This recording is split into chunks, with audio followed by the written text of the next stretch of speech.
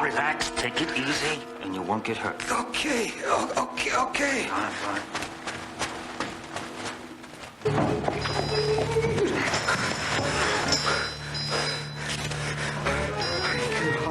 That's right. You're not.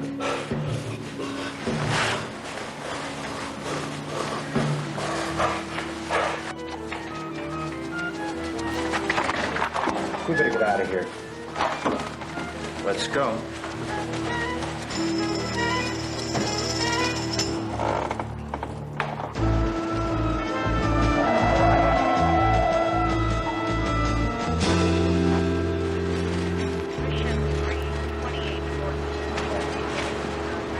Who is he? The watchman looked like the place had a burglar.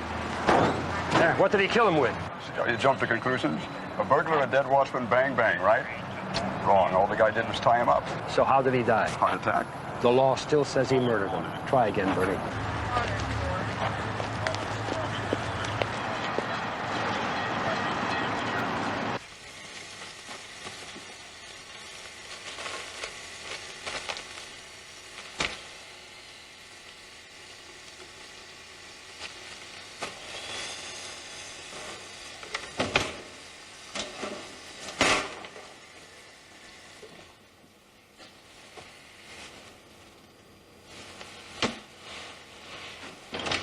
Now, when you saw that you couldn't revive him, that's when you called Mr. Dresser.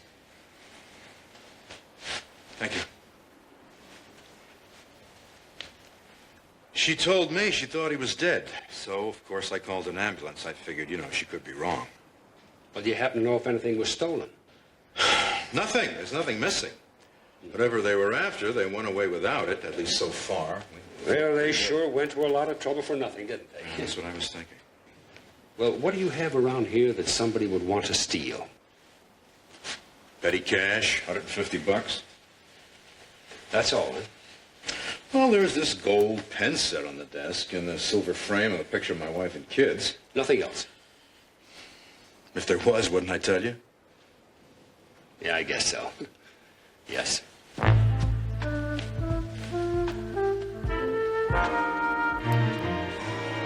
They went in through the roof. Well, how's the security system? Like Fort Knox, whoever went in was very good. This is no junkie looking for a score. Job had planning, execution. It was very professional. That's funny. What's so funny? There's nothing in there to steal. Does the name Bert Dressler mean anything to you? Dressler, yeah, something, but it was nothing to do with ladies' garments. Well, check with R&I, see what you come up with.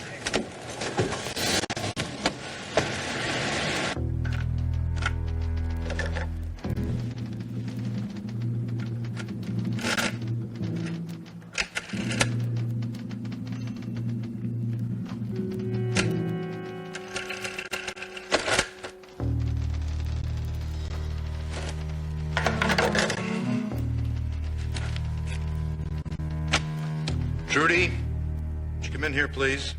I want you to call Grady about that shipment of fabric he sent us last month. Tell him it didn't come quite up to specs in the contract. Telling him we're sending it back, replace or refund.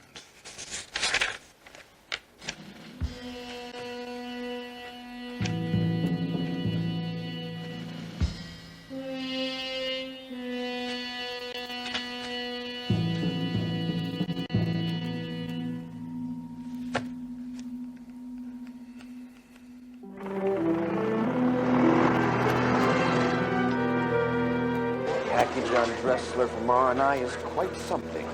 Colorful. Gaudy, Detroit, Kansas City, 2 to 10 and Leavenworth for extortion, parole violation, Louisville, consorting with known criminals. Looks like he's got mob connections. What's the date of his last arrest? 69, Detroit, sale and possession of narcotics, no conviction. Came to San Francisco in 71, nothing after that. What do you think? Once a gangster, always a gangster. Let's just say he hired a couple of pros to burn his place down. The night watchman shows up, they got a witness, no insurance money. They tie him up and split. Well, why would he put a match to a business that's in good shape?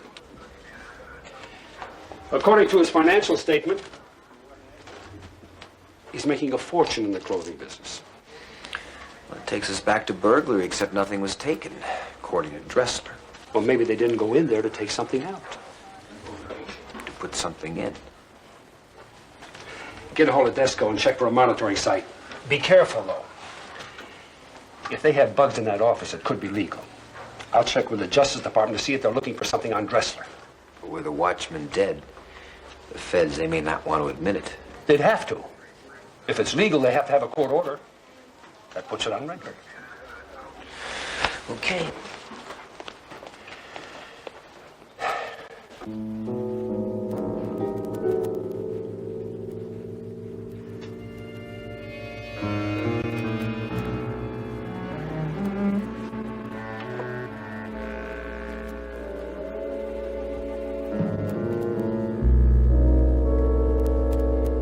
How do you like that? Sorry.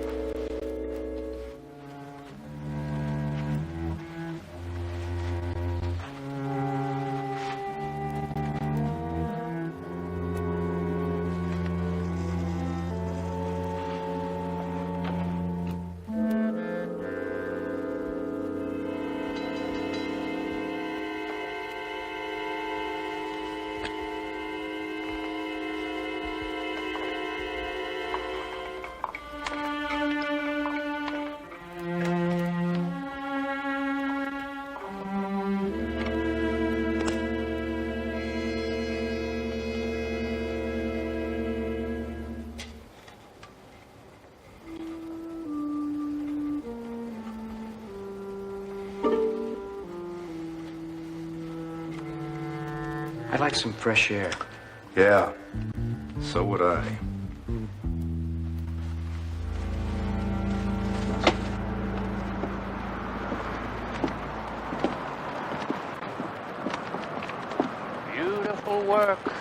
Well done. I don't know about that. I just want those things out of there. Those little beauties constitute evidence in a felony murder. I have to report them to the police or lose my license. You tell the police anything you have to. I just want to know who planted those bugs in my office. Besides the feds, any number of guys. I really could have figured that out for myself, Braun, or I don't pay you all that money to tell me things I already know. I can think of 3 guys this good. Besides yourself, that leaves 2. Name them. Jimmy Desco, he's with San Francisco police. They got any reason to... No reason. And Cooper, Ralph Cooper. He works freelance. Lazy? It's just out of curiosity. What made you think you were bugged? Because I'm beating the pants off my competition, and they want to know how and why, and that's a pretty good way to find out, right? Okay, let's go call a cop. This is Mobile KG62114, operator. Will you get me 3629296, please? This is Cooper. Is Mr. Whitlock there? This is Cooper. The Johns are back in the scene again. They found and are removing the secondary buttons, but the primary is still in place and operational. All right, stand by and get what you can, as long as you can. Time of departure will be at your own discretion. You may be terminating the Dressler surveillance. George, see that personnel are informed on a need-to-know basis. Now, what about the book? What happens to that? Goes to the client. It's just names and numbers. It won't mean a thing to him. Nevertheless, he's the client. He paid for it and he gets it. Look, Dressler's using that dress shop to launder dirty money. That book's a complete record of every penny he gets, who gives it to him, and who he pays off. Now, there's enough evidence in that book for the Justice Department to put him away forever. You want to give it to the federal authorities? That's right. What are you going to tell them? That you broke into Dressler's office, which is a felony?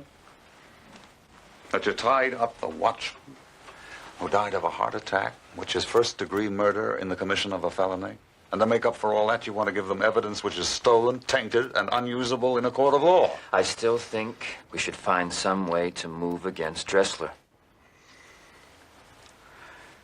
In this company, we don't move against anybody. We protect the client. And if we're going to be effective, we protect the company above everything else. That's my job. We're team players, Kimbrough. There's no room for personal grudges. Consul Serve is more than Bert Dressler. It's more than me, and it's more than you. As far as you're concerned, the Dressler file is closed. You'll be reassigned. Got to help Cooper clean out that monitoring station.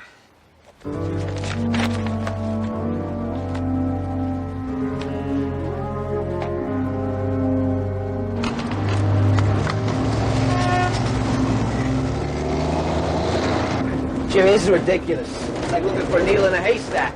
No, not really. See, the bugs we took out of there have a very short range. Now, the listening post has to be around here someplace. Just look for a parked van, an abandoned building, something with an antenna where it shouldn't be. But why would the guys still be there if we took his bugs out? Well, see, the bugs we took out are probably the cover bugs. Now, the primary bug could still be there and still working. Is that what you're listening for? No, just the receiver. The what? It's got an oscillator, Steve. It acts like a transmitter. Now, I'm trying to home in on its frequency. It's probably 10.5 megahertz. I don't know, Jimmy. Wheels within wheels, babe. I don't know. You better believe it. Wait a minute. I think I got something.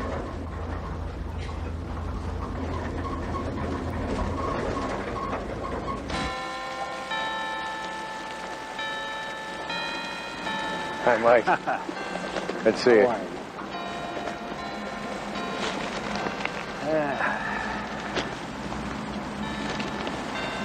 Say, is the Justice Department interested in the Bert Dressler? Sure, for a long time. How active? Nothing at present. It's our understanding he's out of the rackets. Washington told us to keep an eye on him when he showed up in San Francisco. But he went into business and we got to stand down. These belong to you. Very nice. I wish they did, but we can't afford them. Too expensive, eh? As far as I know, the best short-range transmitters made. How short? Quarter mile. Now that you know they're not mine, you can start looking for the monitor. We already are. You're a pistol, Mike. You pull out the bugs, you start beating the bushes for the monitor, and then you decide to find out if it's the Justice Department's operation. No. First, I went to see if you had a court order for these, and you don't. And then I decided to talk to you personally, just in case. Mike, would I do a thing like that? It's against the law. Here. Look out for that one. He's greedy.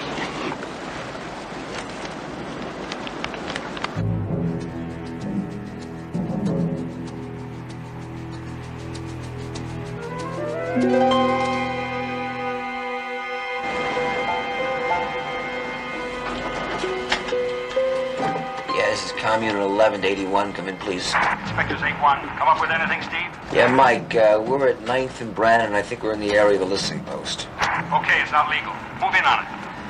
10-4. Okay, Jimmy, let's go.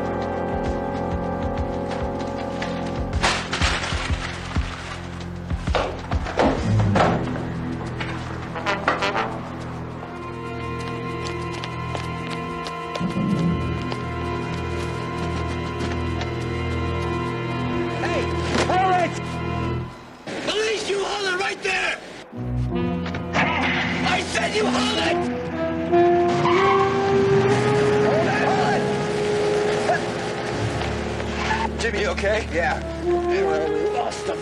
No, it doesn't matter. Why? I know him. What? He used to be a friend of mine.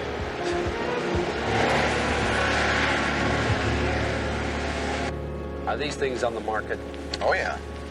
But you'd have to order up the components and have one made up. I mean, you don't just walk into a store and say, I'll take one of these, wrap it up. And so far, the only thing we know about this deal is that someone has access to a great deal of money, and they're trying to find out something about Dressler. About the mob. No, their methods would be a little more direct. Besides, Coop wouldn't be working for the mob. Who's Coop? Cooper. Ralph E. Cooper. He's the guy who was here. Old friend of mine. I knew him in naval intelligence. Well, where is he now? Well, the last I heard, he went to work for an outfit called ConsulServe. Consultation Services, Inc. Doing what, I don't know, but Coop's a first-rate wireman. He was a real stand-up guy, too, until he got caught up in role-playing. You know, where he's the master spy and they are the arch-villain. It's like something out of a paperback novel, only I think he kind of believed it.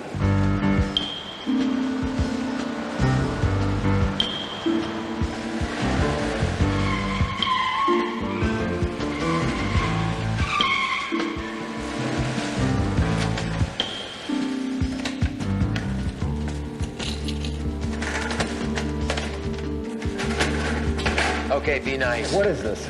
Get up there. Come on, move. Hey, what? Hey, what do you want? Ah, shut your mouth. Let's go.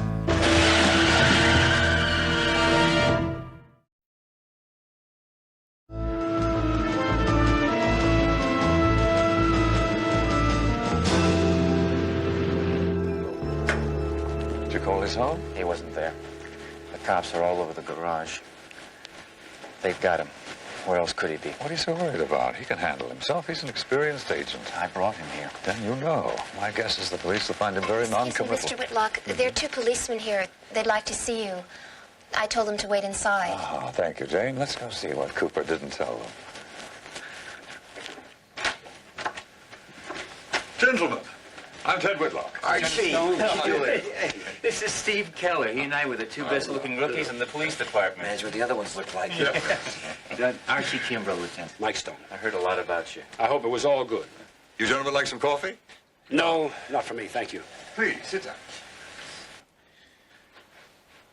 Well, what can I do for you? We have information that a fellow's working for you by the name of Ralph Cooper.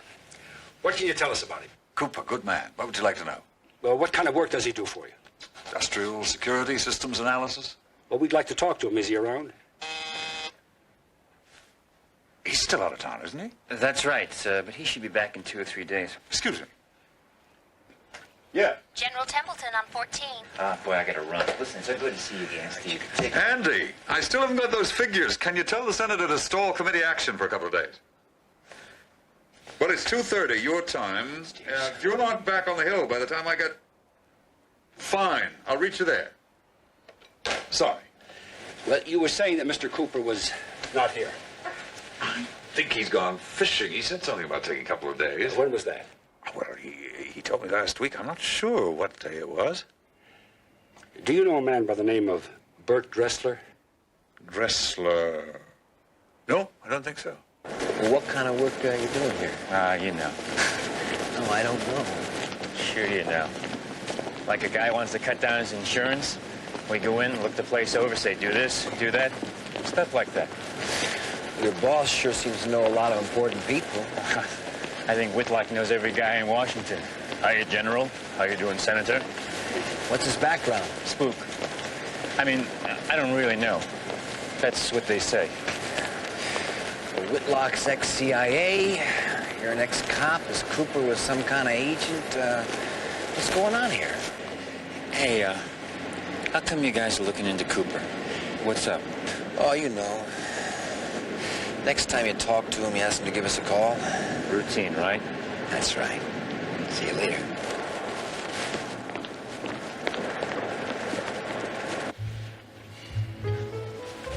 If you're a pasta fan, I could recommend the fettuccine. What, are you trying to kill me?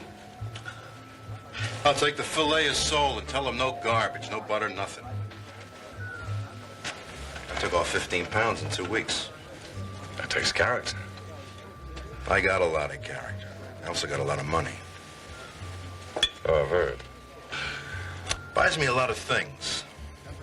Interesting things. Pretty things, ugly things. Why are you telling me all this, Bert? Because you got something I want to buy. Do I?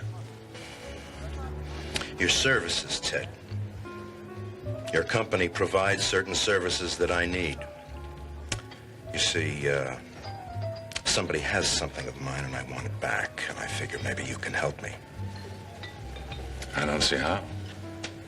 Your experience, your expertise. I'm prepared to pay very well for complete security, if you understand what I mean. Sorry, Bert. You want a retainer? It's not a question of money. It's just that at the moment I don't have a man to assign to you. Don't assign anybody. It's something I think you can handle yourself. Afraid I'm a very busy man. Well, I guess I'll have to hire somebody else to handle the matter. If you do, Bert, just make sure it's somebody you're not too fond of.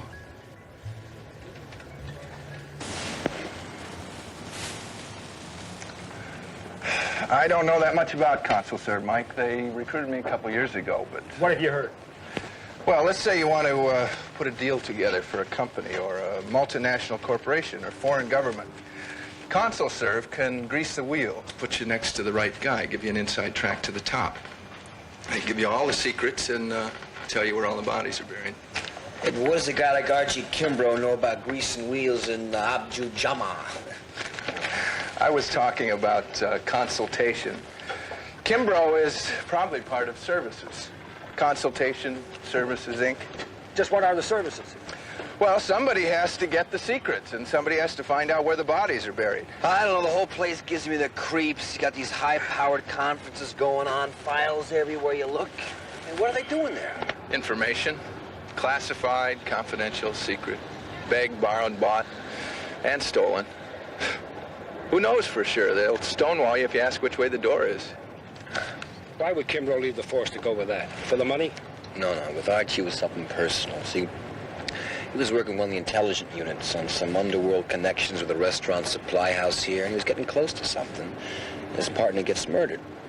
So Archie, he got a little nuts. You know, he got called out in the carpet a few times for illegal search and seizure, harassment. He'd do anything to make a case on the mob, and including some things a little illegal. And I guess he just thought there must be an easier way. That's when he went and joined Consul Serve. So he becomes a criminal to catch a criminal. Interesting idea, isn't it? Yeah, if you like that sort of thing. What about Cooper? Anything on him yet? No word, nothing.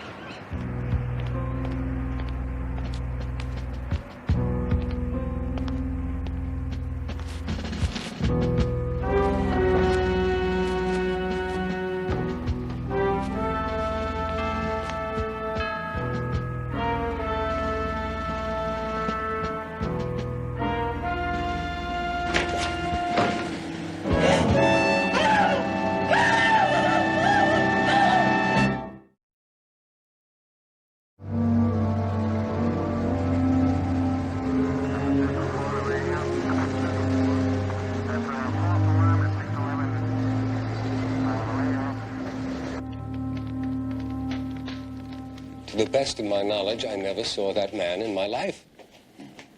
Mrs. Young. Does Mrs. Young have to be here? She doesn't know anything. I appreciate your help. Thank you very much. You.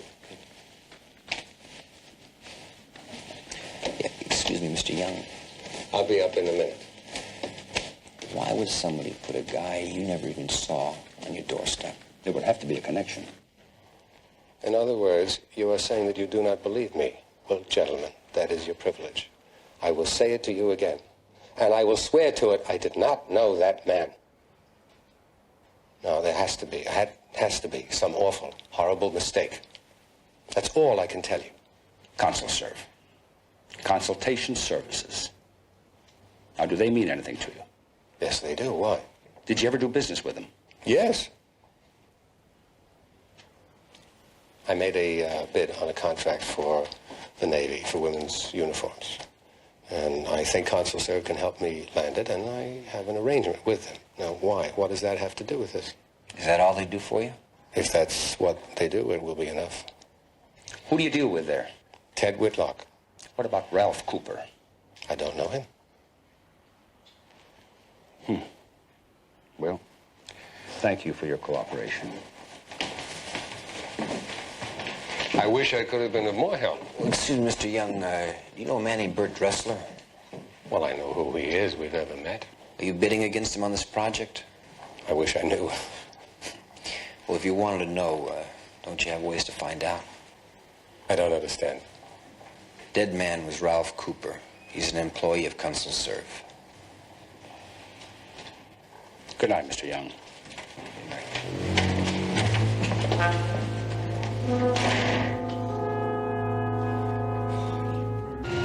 Amazing, isn't it? Everything fits, nobody knows anything. Yeah. Young doesn't know Cooper, who works for Whitlock, who never heard of Dressler.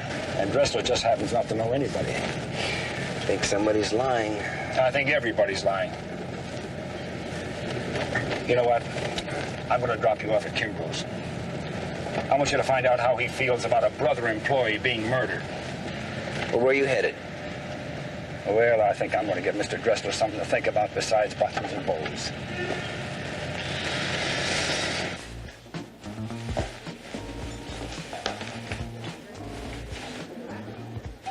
Oh, Lieutenant, why don't you sit down and have a drink? I want to talk to you. Bad image drinking in public, huh? Come on, just kidding, huh? We'll be right back.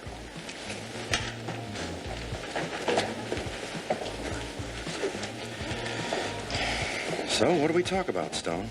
Leonard Young. What is he to you? Young? To me? Nothing. What's he supposed to be? Could he be a competitor? Sure, he's in a business. So are a lot of guys. So how many get stiffs put at their front door? I got no idea.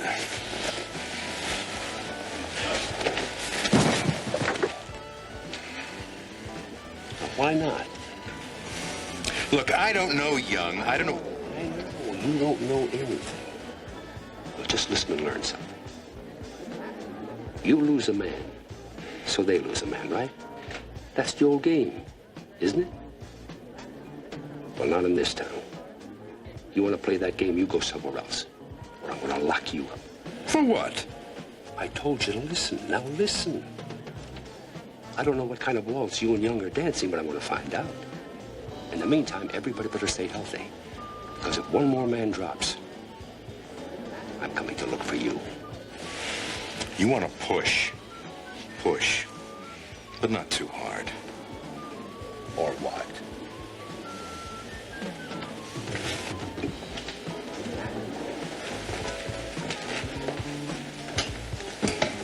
Sorry for the interruption. What do you mean? He was tortured. He was tortured. What do you want? His fingers were all chopped up. Oh, no. Now, what did he know? What did he have? I don't know. I don't know. What is that, the council serve code or something, Arch? They give you a little cyanide pill? You won't betray any secrets about a ladies ready-to-wear factory? I don't know what you're talking about. I'm talking about Cooper, employed by the Council Serve Corporation to put a bug in Dressler's office. Now, what are you guys into, kid games or something? They give you a little secret signal code ring to wear? Come on, get off my back, Steve. You know what kind of company you work for, Arch? A private CIA. Hey, GB for hire. Hey, businessmen, you can't afford your own intelligence network? Hire us. Certified, government-trained employees. Now, is that what you're into? I don't know who killed him. Who You get the hell out hired of your here. company to get something on Bert Dressler? I don't know. Leonard Young, wasn't it? That's why Dressler put Cooper on his doorstep to scare him off. Get out of here.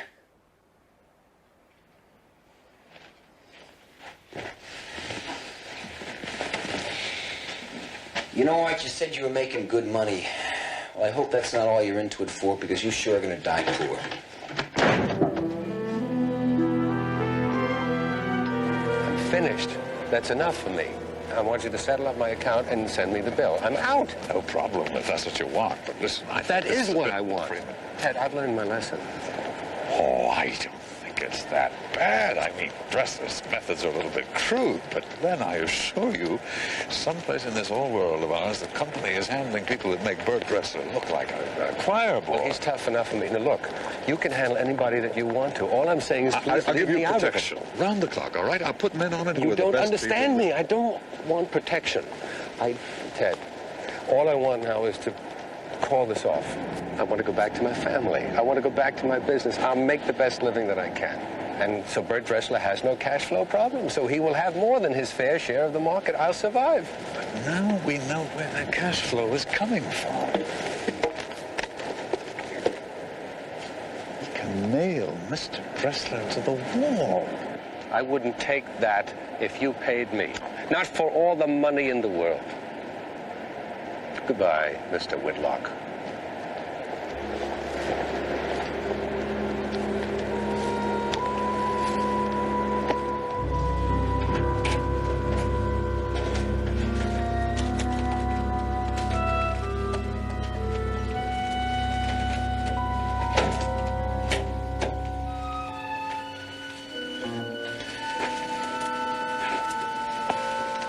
I want to speak to Mr. Bert Dressler at the Dainty Modes Corporation, please. Good to hear from you, Ted. I was about to take my business elsewhere. If you remember in our last conversation, there was mention of certain items that you wanted to recover. Yes, I remember very well. As luck would have it, I think I might just be able to help you out. All right, let's cut to the bottom line then. How much is it going to cost me? I think I prefer to skip any discussion of the specifics on the telephone. Let me just add, though, that I'm reasonably confident that we can help you out. So, shall we get together? Your place or mine? Whitlock! Arch! I have to talk to you. Fix up something with Jane for this afternoon. I've got a meeting. Cooper's dead. I know it. Police called me. But in touch with his wife. She's a strong lady, Arch. Did you tell they put his fingers in a vice before they popped a cap into him? I didn't know that. Now you know. What do you want to do about it? Same thing you're going to do about it. Leave it to the police. Police can't do anything about it. They don't have the evidence. We do. Just what is it we have, Archie? The book. No, we don't have that. It belongs to the client.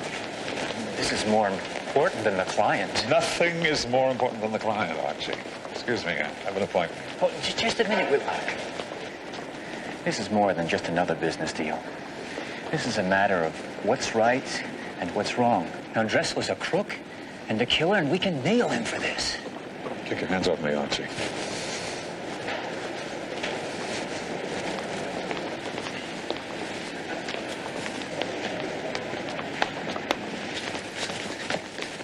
What's the problem, huh? Are you afraid of him? I won't let him hurt you. We're out of control. Too emotional. Stand up.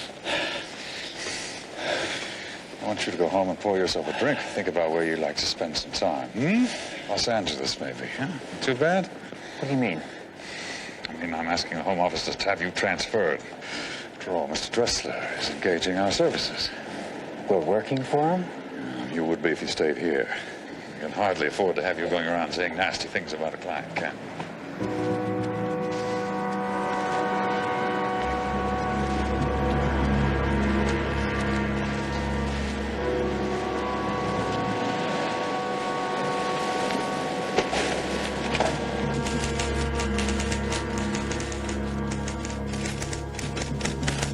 Hi, Archie.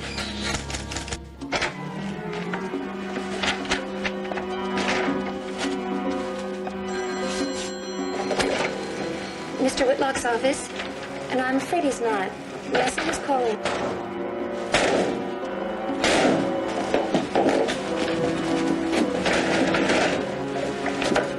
What on earth? Archie, what are you doing? Get out of this. You put that back. Put that book back, Archie. You put it back right now.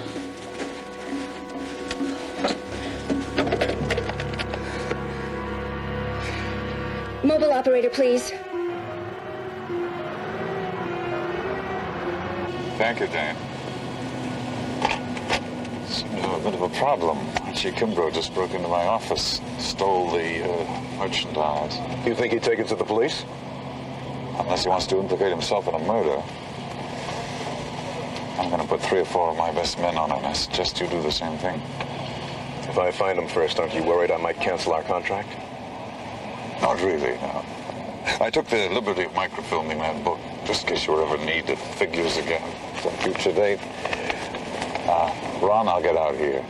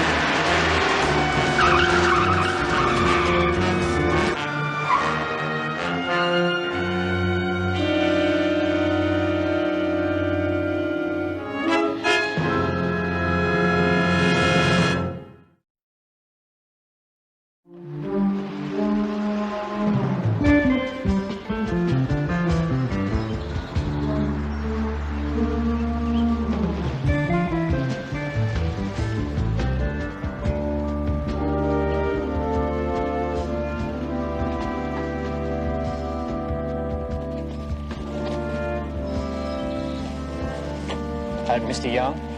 What do you want? Nothing. I want to give you something. No! Take it easy! Look! See? It's Bert Dressler's book. I don't want that. Now, will you please... I'm not trying to sell it to you. I want to give it to you. Now, here. Take it. You didn't hear what I said. I said that I don't want that. What do you mean you don't want it? No. You paid for it. There's nothing here to put Bert Dressler away. Look! Every time the Detroit Action cuts up 10,000, Bert Dressler gets 1. That was his buyout when he left the rackets. It's all in here. Who he pays, how much. Don't care. I don't... Just don't... All right, then give it to the cops. They'll believe you. You just tell them that he left it in your office. Anything. You figured out what it was and you're doing your duty as a good citizen. Anything, but just take it. I don't want it!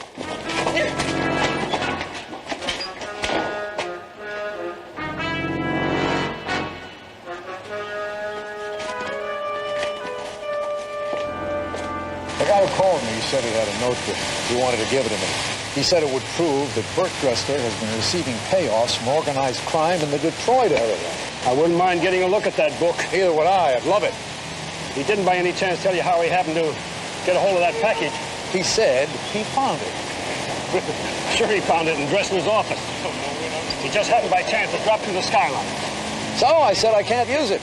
What am I supposed to do?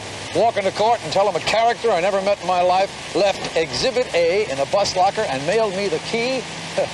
Come on now. No idea who it could have been. No, but he sounded like the hounds of hell were after him. That's all I can tell you. Could be Leonard Young. If we get him, we owe you one. I'll take Dressler on toast. If we can figure out a way, you got him.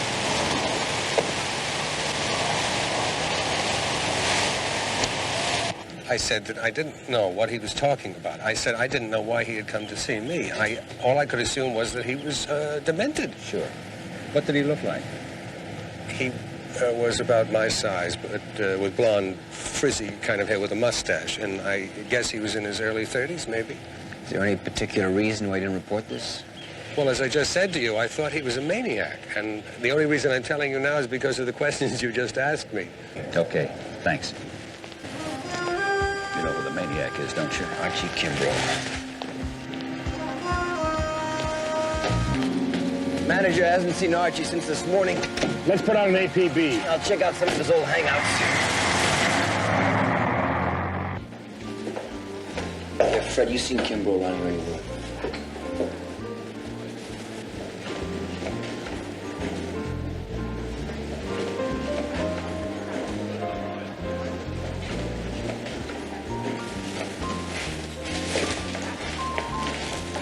Been looking for you, Arch.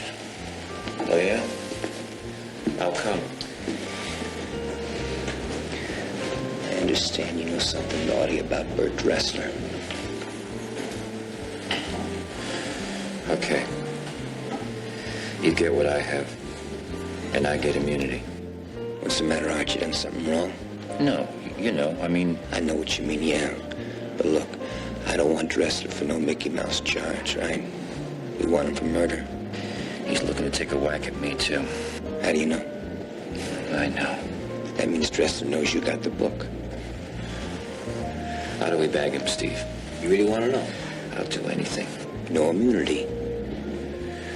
If we get him for murder. Anything. Okay. We use the book to flush him out. But you're gonna have to be the bait. Okay. And the book has gotta be in Dressler's possession when we bust him. It's not easy. Who said anything about being easy, Arch? Who broke into the factory with you? Cooper and... Ralph Cooper? Yeah. Was he the wire man? Yeah. And, pick man by the name of Mayhew. Paul Don... Who ordered the break-in? Ted Whitlock. Consultation services, right? That's right. Would you type that out, please? Okay. Okay. Now it's my turn. You're gonna have your turn. Right now. Hey, let me talk to Bert Dressler.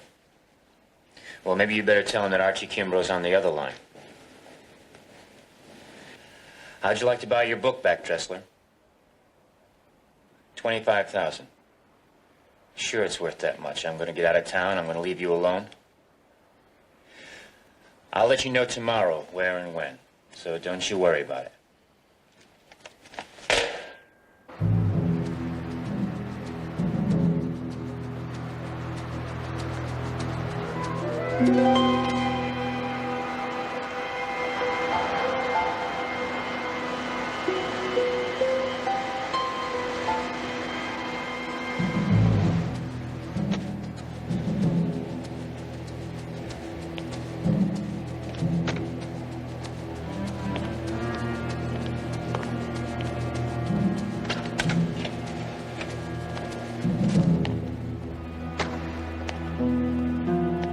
You're a nuisance, you know that. You got the money?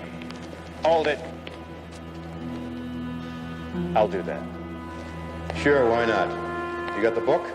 I guess if the boys knew you were passing this around, you'd be dead by now, huh?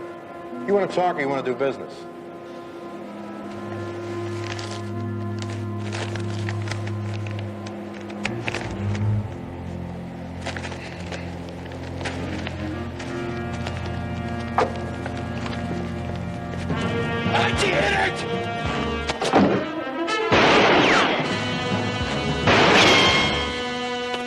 Police! Hold it!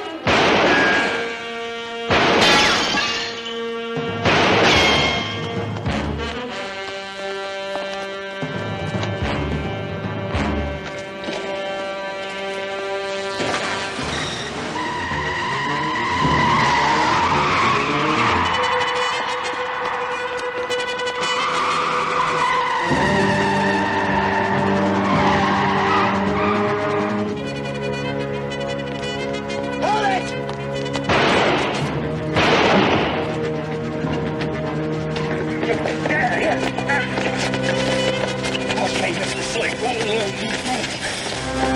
No, you don't. You don't lay a hand on me.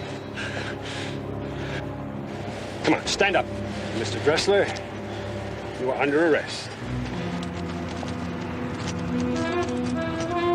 What do we have here? Well, it's a notebook.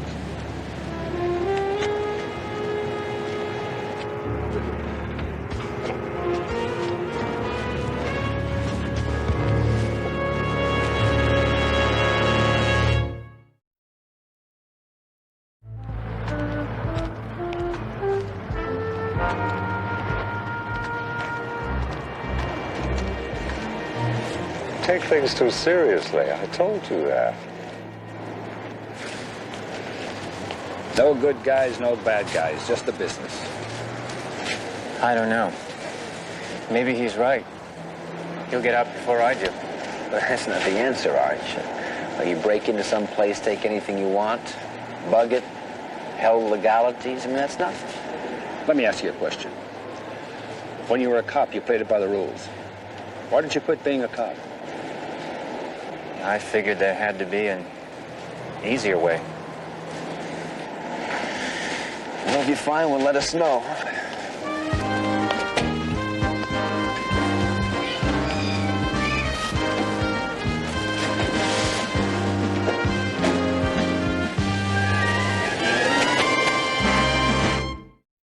I'm sorry, Freddie. It's the first time I've ever done anything like this. I just can't go through with it. Don't you know that it's a woman's prerogative to change her mind?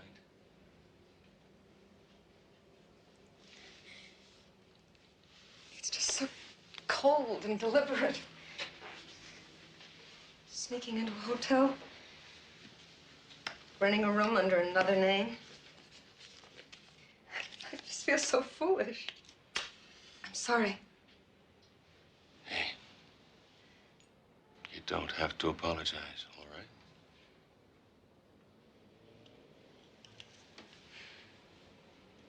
You'd make a perfect lover. Maybe. But a lousy husband.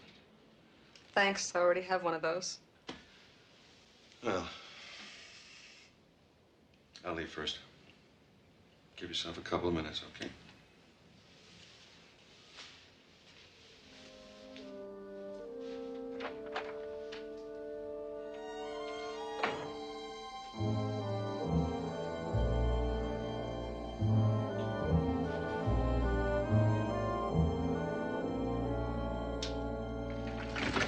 I wasn't trying to hide. I know that. Your name was on the register. That's why I waited in the lobby. Hey, I'm sorry.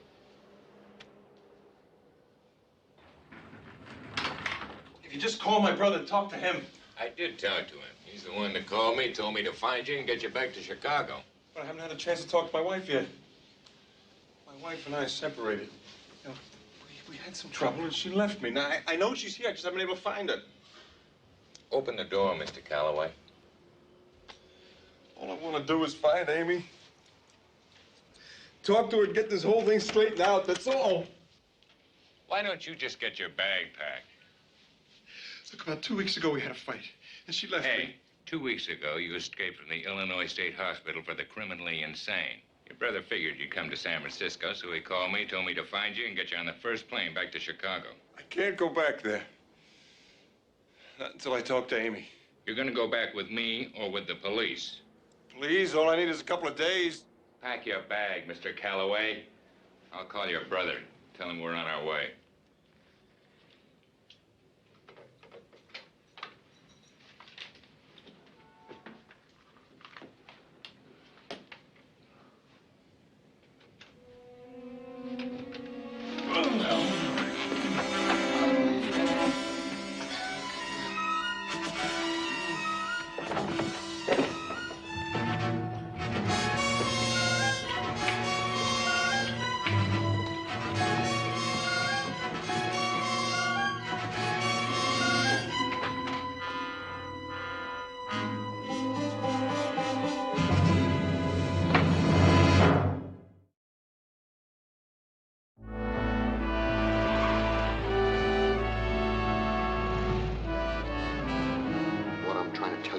I need corroborating evidence to prove that Brody was at the scene of the crime when the robbery and the murder took place. Can you understand that? We can't. He was wearing a mask. All right, Jerry, what if I can prove that he wasn't where he said he was during the crime? Not good enough.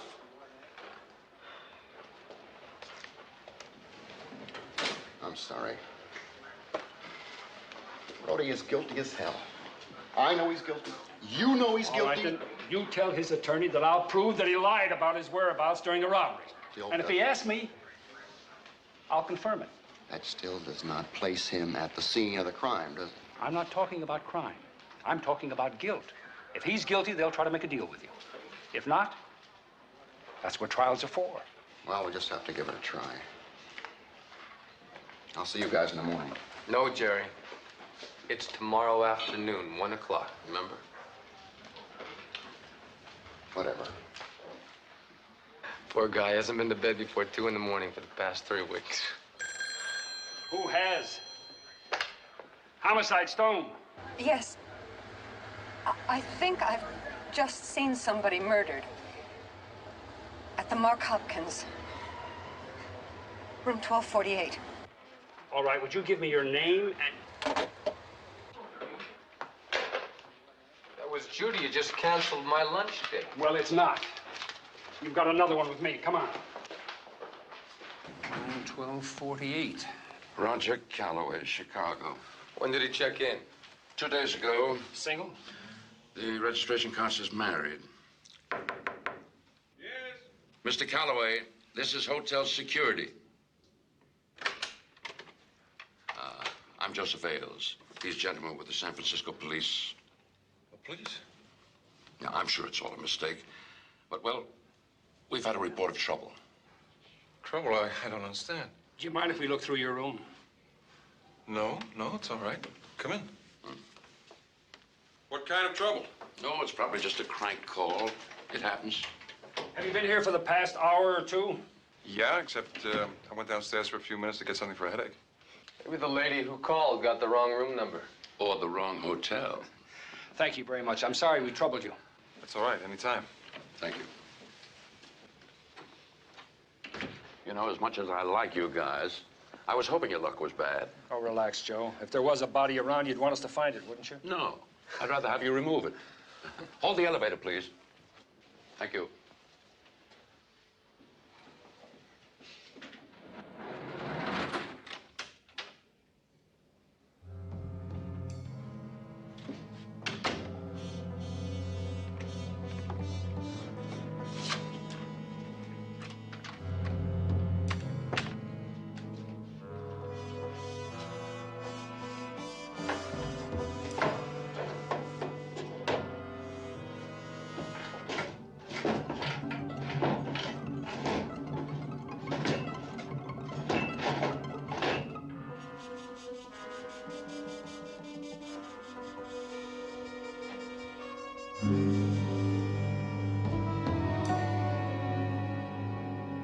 Frank, I got Brody cold on murder one. What are you trying Look, to... if he pleads guilty to armed robbery, what do you ask? Count to 20. Oh, come on. Give my client a break, will you, Jerry? Brody has been in the joint 3 times for armed robbery. It hasn't taught him a thing. I'm going to bury him this time. Jerry?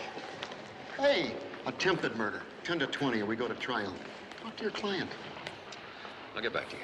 Hey, what are you doing in this neck of the woods? Just passing through, stranger. Thought we might have lunch and talk. You know, like friends and old married folk. Look, Carolyn, I got to have supporting arguments for a motion by 3 o'clock when the court reconvenes. Jerry, I've got to talk to someone. Look, why don't you call your sister? You know how she loves to talk. I'll see you later.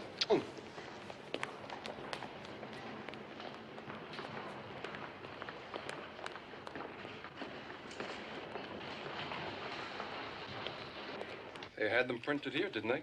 It says Winefield Stationers, doesn't it? Well, we can check it in the book. I'd like to be able to get them a new supply, and I'd appreciate it if you'd send it directly to their house. Ah, here we are. Blake, 121 Coast Street. 121 Coast. That's them.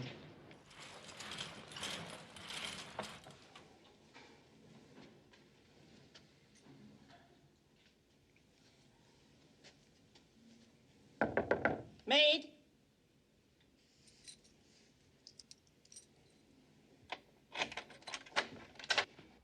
Maid? Excuse me, I'll come back later.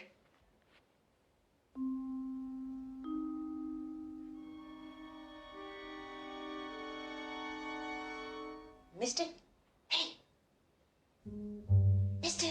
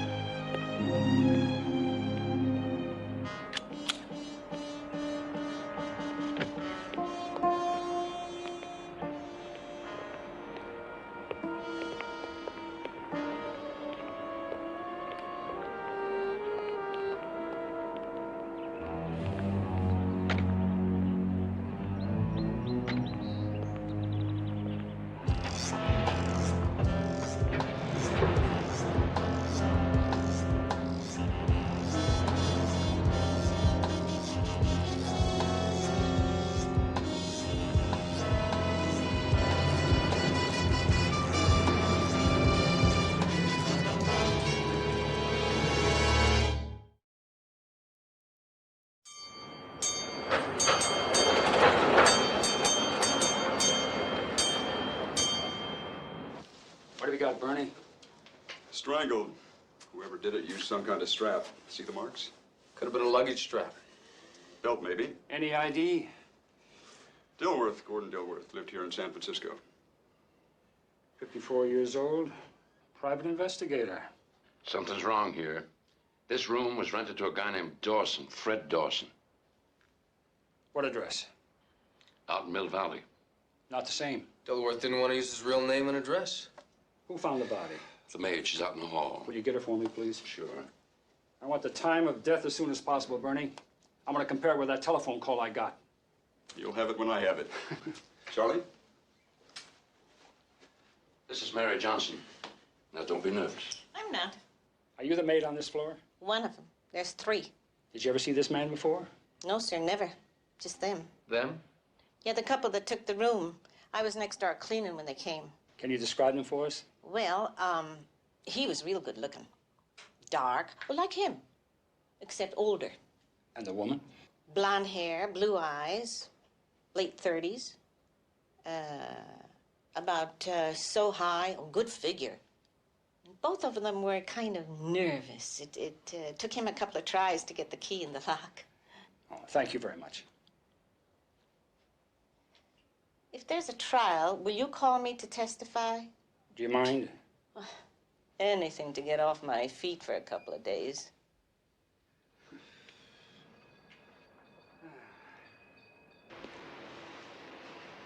A man takes a room under an assumed name with a young lady. Now, what does that suggest to you? An affair. The woman could have been Dilworth's wife, a man her lover. Dilworth probably followed them here. The two men fought. The lover killed Dilworth and ran. The woman called the police, but in her confusion, she gave you the wrong room number. How am I doing? And what about Dawson? I'll try the garage.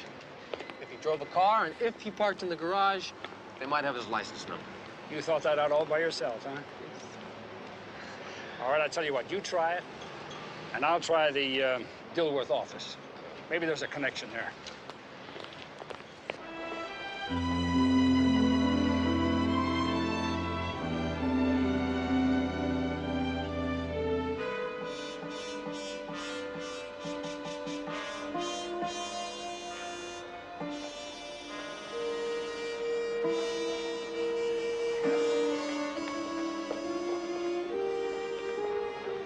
Hey.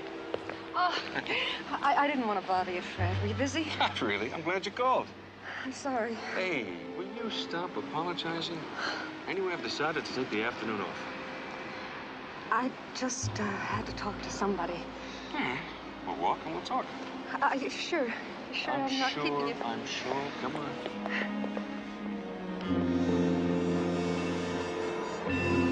All right. What's on your mind? Well, Fred, I think I think I saw a murder. Yeah. Where? At the hotel. It was after you left. I waited a few minutes and then I started to go. And the door across the hall was open. And I saw a man being strangled. Yeah. I mean, I think it looked like he was being strangled. All right. What did you do? I called the police. I didn't tell them my name. I was afraid they might find out about... I know. Carolyn, let me ask you this. Did you see the killer? No. I couldn't see him. And more important, love, did he see you? I don't know. No, I don't think so. Okay. Then you got nothing to worry about. No, but don't you understand? If I saw a murder, I'm an eyewitness. Honey, now, wait a minute. You didn't see the killer. You didn't actually see the man die. Honey, you don't know anything. There's nothing for you to testify to. But I am an eyewitness. I could tell them what room the murder took place in. Honey, you've done that already. You called them, you reported, you told them everything you could tell them. The rest is up to them.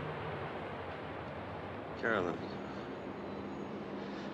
if I thought it would help you, or even the police, I'd suggest that you go to them and tell them everything you know.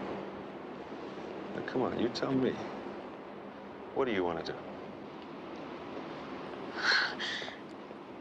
I think... What? I think I just want to forget about it. As soon as possible. Okay. Now, I'll tell you what I want you to do. I want you to go out, and I want you to get your hair done. I want you to buy a new dress. I want you to do something good for yourself. I can't. Why? I have to take Artie to the park. I promised him. Thanks, Freddie. Anytime, love. Morning, noon, and night. You call me if you need me.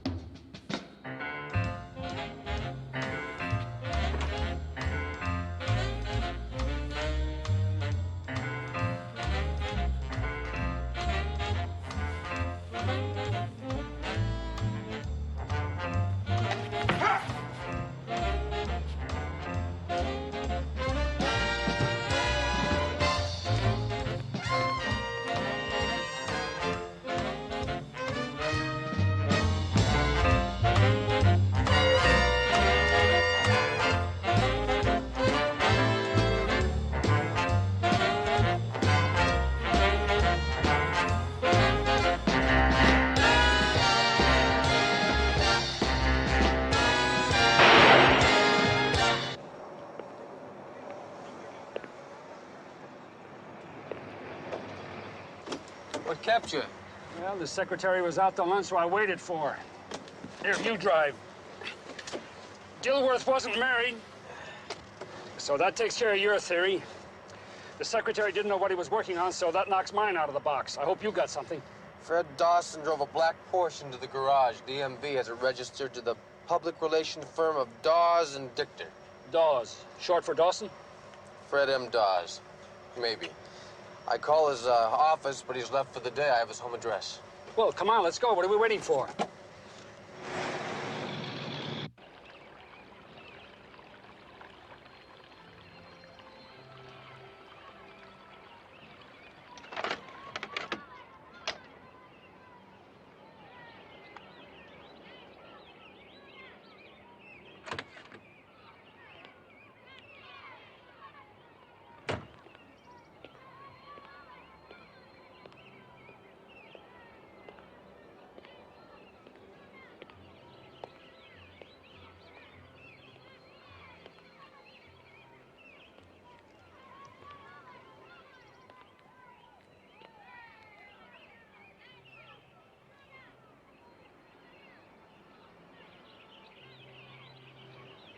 Can I help you? Excuse me, but haven't I seen you somewhere before? All my life, I've wanted somebody to try that line on me. When I was in high school, I used to sit around for hours on end just trying to think up answers to that question. Well, here's your chance. All right, give it to me again. Haven't I seen you somewhere before? Rangoon, 1932, the rainy season. You were the Raja of Rajapur. I was the Eurasian princess from Singapore. I'm from Chicago. Oh. Well, sorry, I've never been there. The Embarcadero, about 2 o'clock.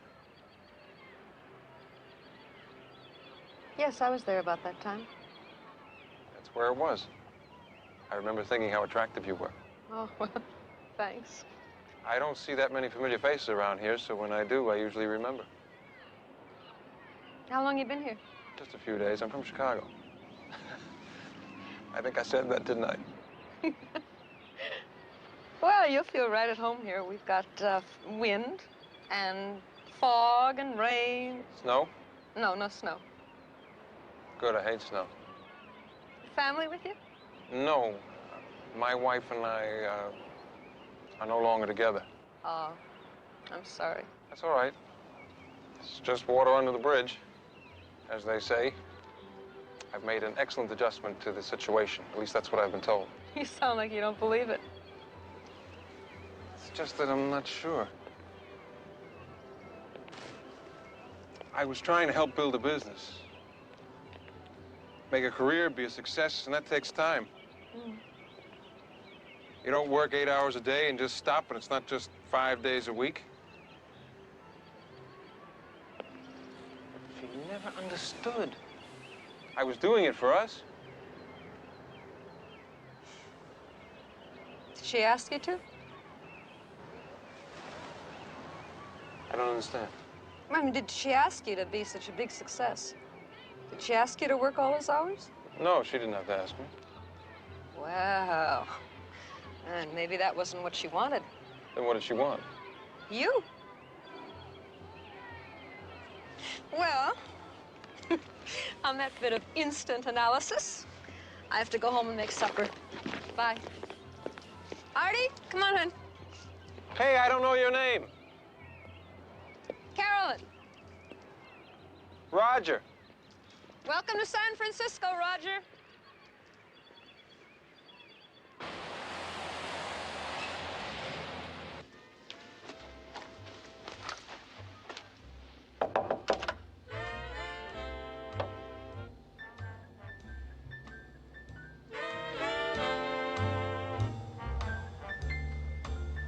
Mr. Dawes? Dawes?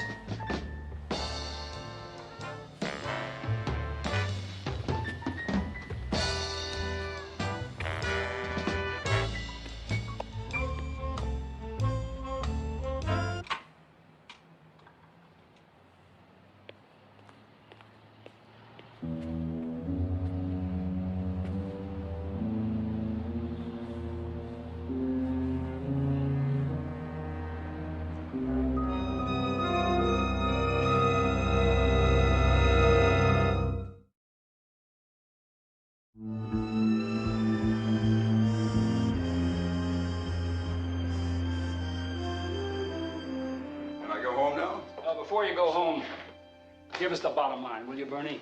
The gun in his hand fired the bullet in his brain, which was the cause of death. And it was suicide. The physical evidence would seem to support that conclusion. His prints on the gun, powder marks on the index finger. I don't buy it. Just doesn't feel right. I also state in the report that there's a bruise of unexplained origin behind the right ear, which occurred before death. Was there enough force there to make Dawes unconscious? Maybe. Is that a positive maybe or a qualified maybe? An unsupported maybe. Good night, gentlemen. Good night. Thanks a lot. Anytime. Cherchez la femme. Find the woman. Yeah. Whoever she is, Dilworth and Dawes fought over her in that hotel room. Dawes killed Dilworth, went home, brooded about it, and then he killed himself. And what about the bruise behind the right ear? Bumped his head getting into his Porsche. How am I doing? I think you're beginning to lose your touch. As for myself, I've had it. I'm going home. Good night. Good night.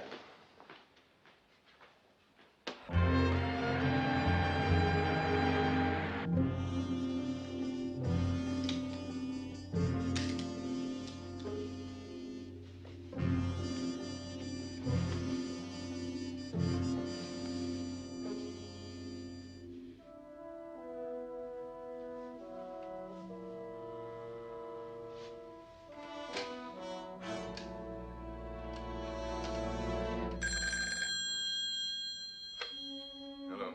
Hey, good morning, Jack. Still morning in Chicago? Roger. I just thought I'd call you and let you know that I'm okay. I don't want you to worry about me. Where are you, Roger? I'm in New York. Hey, that's quite a coincidence. I'll be flying into New York later this afternoon. Just, tell me where you're staying and I'll... That's a lie! You're not flying anywhere. Roger. Since when did we start lying to each other? Jack, I've got to get this thing settled. I want you to leave me alone. And don't send anybody else looking for me, you understand? Roger. Did you run into Dilworth? He's the only guy I talked to. I figured you might head for San Francisco. Is that where you are? Jack, I've got to talk to Amy. Now, we can settle it if I can just sit down and talk to her. Roger. Amy's dead. No. Amy's here. She's here. Roger, please. Sure you don't have time to eat? No, gotta get down to the office. You have something in your stomach. Yeah. Get a sweet roll at the cafeteria. You gonna be home for supper? Nope. And neither are you. That's because I'm taking you out to a very special restaurant. The one you like to go to? The one we always go to on our anniversary? You remembered.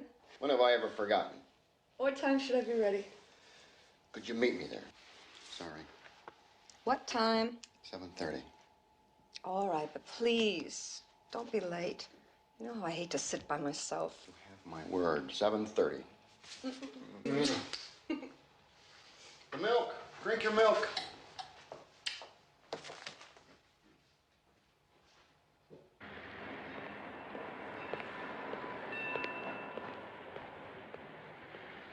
Fred Dawes was a rare kind of man. I met him in college. We were friends ever since. Partners here for the last 10 years. I just can't believe Freddie would commit suicide, Lieutenant. He loved life too much. I know it sounds trite, but it's true. What about women? Well, he was no Don Juan or Casanova, if that's what you're suggesting. He just liked women. Fat or thin, ugly or beautiful. He thought they were more interesting than men.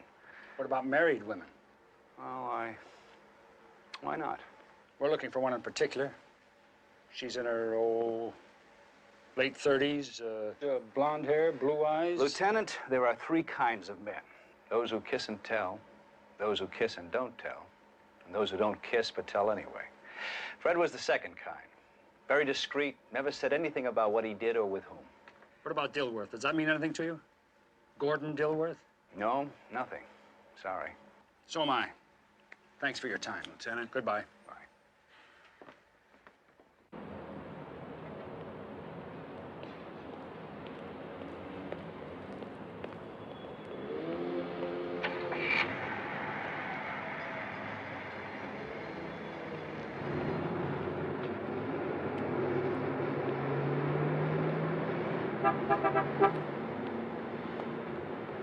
Hey, it's me. Hi, Roger. Hi, are you following me? Just shopping. Need a ride?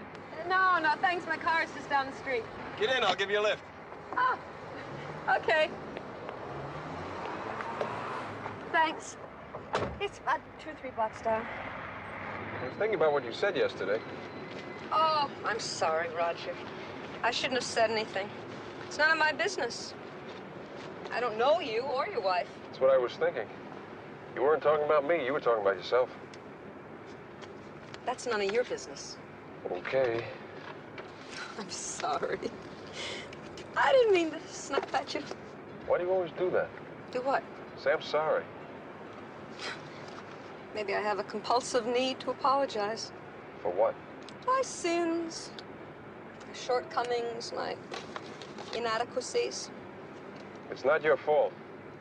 Maybe if you felt needed, you wouldn't, Oh, I feel needed. I don't feel wanted.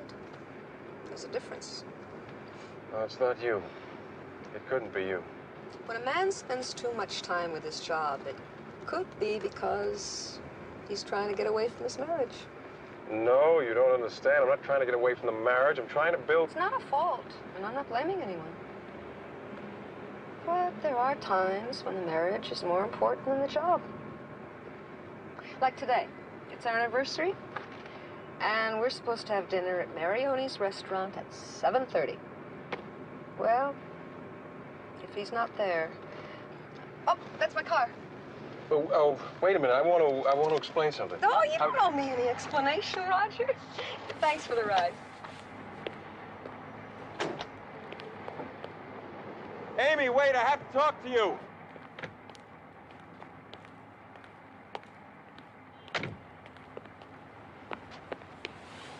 Mike! Excuse me. Too bad you guys don't have a phone in your car. I could have saved you a trip. Postponed again? Nope. Brody's lawyer wants to see me in the judge's chambers at 6:30. I think Brody wants to take the deal, but he wants to do a little more bargaining. Good, then we can spend the afternoon working on Dawes. Who? A guy named Fred Dawes. Possible suicide, could be murder. Say that again? Possible suicide, could be murder. The name? Fred Dawes. Not Dawes and Dichter. That's right. Do you know him? Yeah, I had lunch with him 3 weeks ago.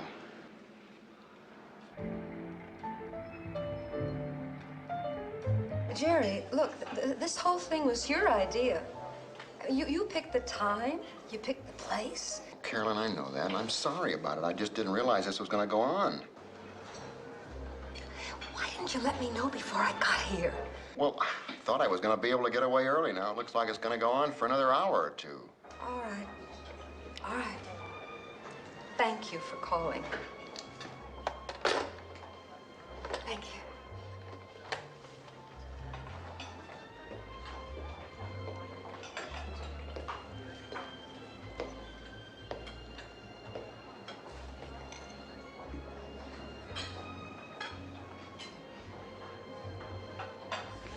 Now I'm convinced.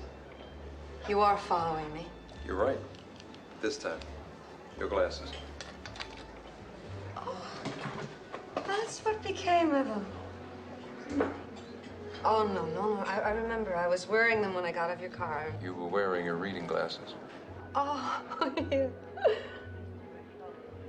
Well, now that you know I wear reading glasses, you know all my secrets. What time is it?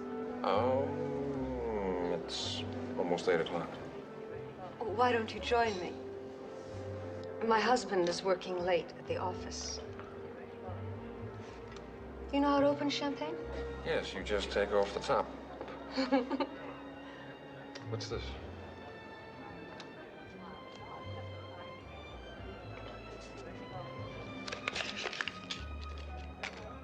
It's for you. For making me aware of all my faults. First, we'll open the champagne. Then I'll open my present. Then, You can take me home.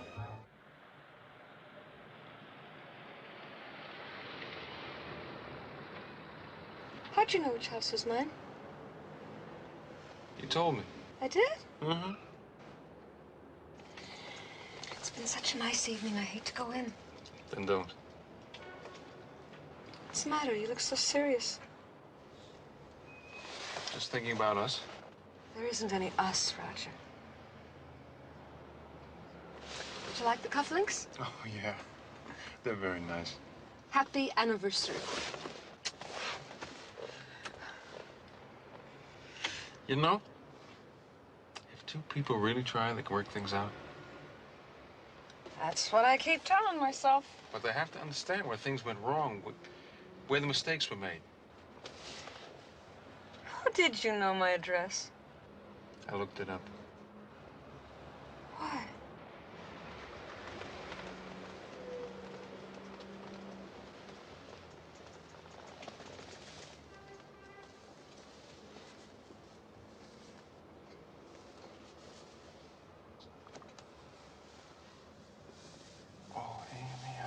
lost you.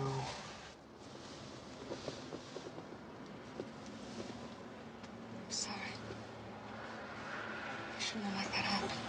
Please.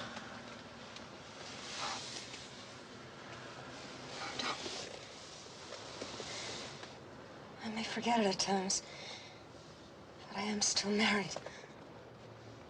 Married?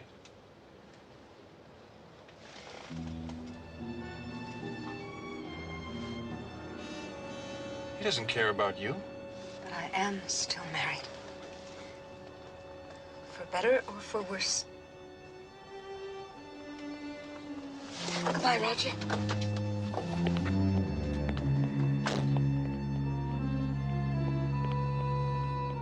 Till death do us part.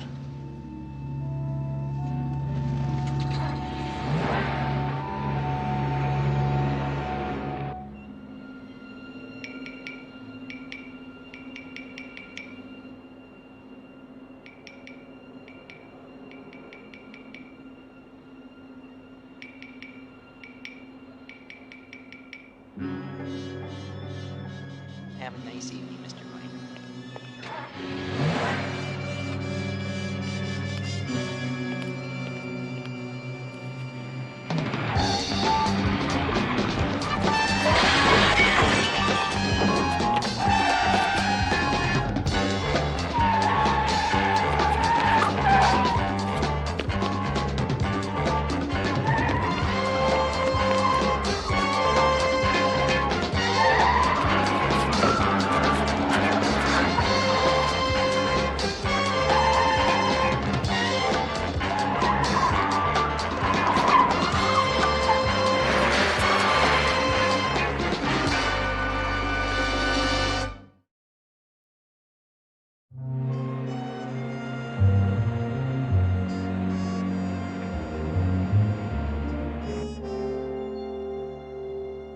Mike, come in. Jerry? Hi, Dan. Hey, we just found out what happened. Hey, Jerry, how are you? Fractured, bruised, and helpless. The investigating officer said you wanted to talk to me. Well, I haven't told my wife about this because I don't want to worry her. But what happened tonight wasn't just a simple hit and run. The person driving that car was trying to kill me. You have any idea who it was? I prosecute 200, maybe 250 cases a year. It could have been any one of those people. Well, do you remember anything about the car? Well, just what I told the officer. It was a dark brown sedan, late model, and I got 2 letters off the license plate, EM. Carolyn. Hi, this is Mike Stone. Hello. Nice Dan to meet you. Robbins. Nice to My meet you. wife. Hello. I thought you were going to get dressed. Well, I'm trying to figure out how to do that. You see, everything I own here is made to be put on with 2 hands. Oh, I'll help you. All right, we just wanted to find out how you were. Well, they're sending me home, so I guess I'm okay. Yeah. Listen, Mike, have you heard any more about Fred Dawes? Carolyn, I forgot to tell you. Freddie is dead. Freddie? How? Well, we don't know. It could be suicide. Oh, no. Oh, no. No, not Freddie. No, not suicide. No, no. Sorry, Carolyn.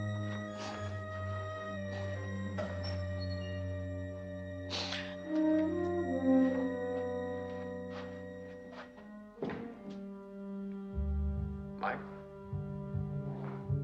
Late 30s. Blonde hair, blue eyes. Trim young figure.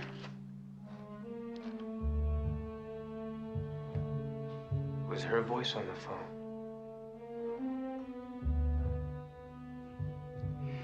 Sometimes an investigation is going to take you places you don't want to go.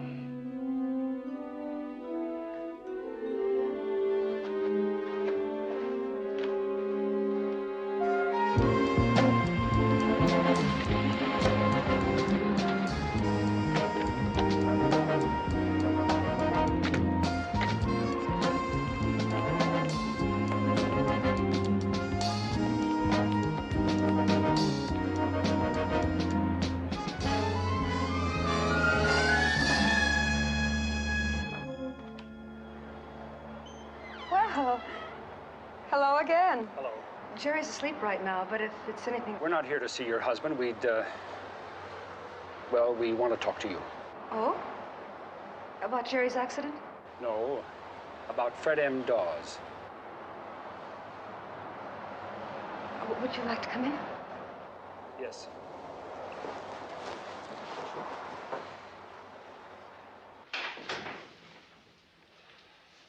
Sit down. No, thank you. Can you tell us where you were Wednesday, about noon? I don't understand. What difference could it make where I was? Well, about that time, Mr. Dawes and a lady fitting your general description, were in the Mark Hopkins Hotel, room 1245. A short time later, I received an anonymous phone call that there was a murder in room 1248. It was a woman's voice. And then later, we found Mr. Dilworth dead in room 1245.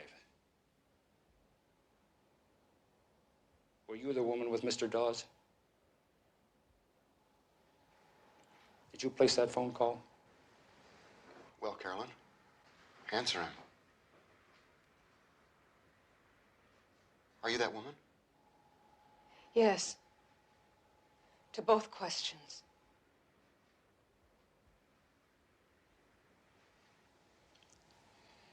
Well, we can continue this down at the station if you prefer. No. Go right ahead.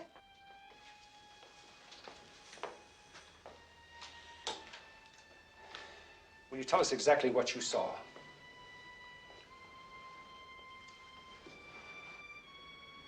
The door was open, and I thought I saw a man being strangled. What was he being strangled with? I'm not sure. What was the room number? I told you. 1248. And not 1245? No. Fred and I were in room 1245. That's the room I was coming out of. The murder was taking place directly across the hall. 1248. Did you see the killer? No. He was behind the door. That means you couldn't identify him. No. Dan, what was the name of that fellow in room 1248? Roger what? Calloway. That's from Chicago. Chicago. What does he look like? Tall, 180, dark hair. Oh, my God. Have you seen him? Yes. First at the park, and then last night at the restaurant. When you didn't show up, he was there. He was following me. He was probably trying to eliminate witnesses. No. No, we were alone last night. He brought me home. What happened? He kissed me. And he called me Amy. Hello? Roger?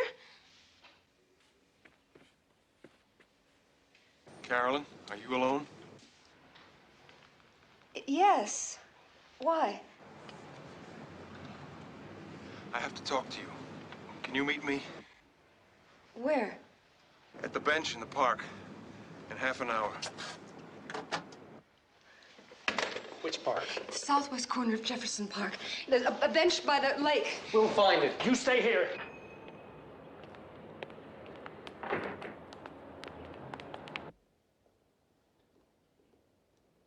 If you're waiting for me to apologize, you're gonna grow old standing right there.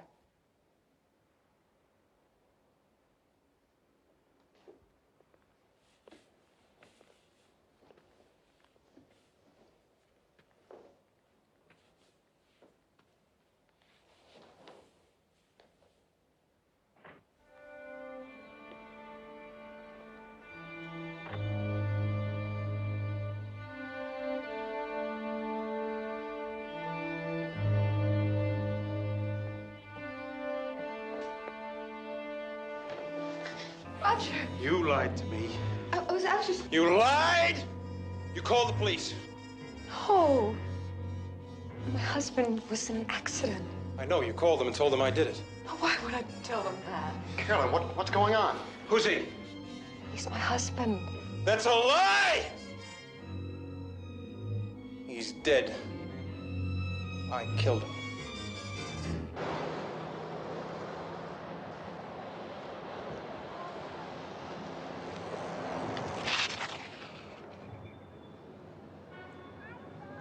Inspectors 8-1. Inspectors 8-1. 3E37 has a brown sedan, possibly matching your hit and run. Corner Ellis and Bates. Ellis and Bates, that's right around the corner from Blake. 10-4.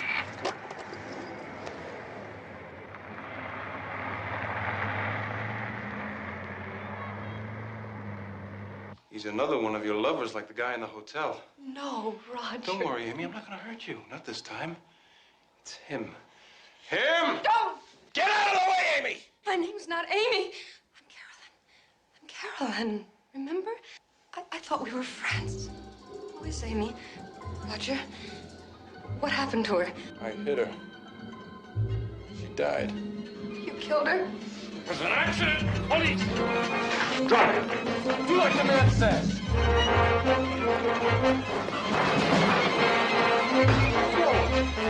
No! No!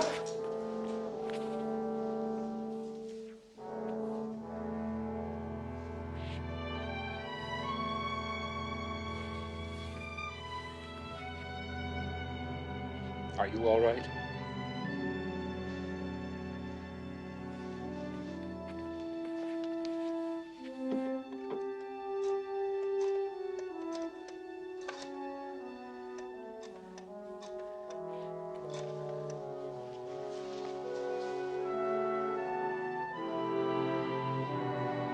This is Lieutenant Stone.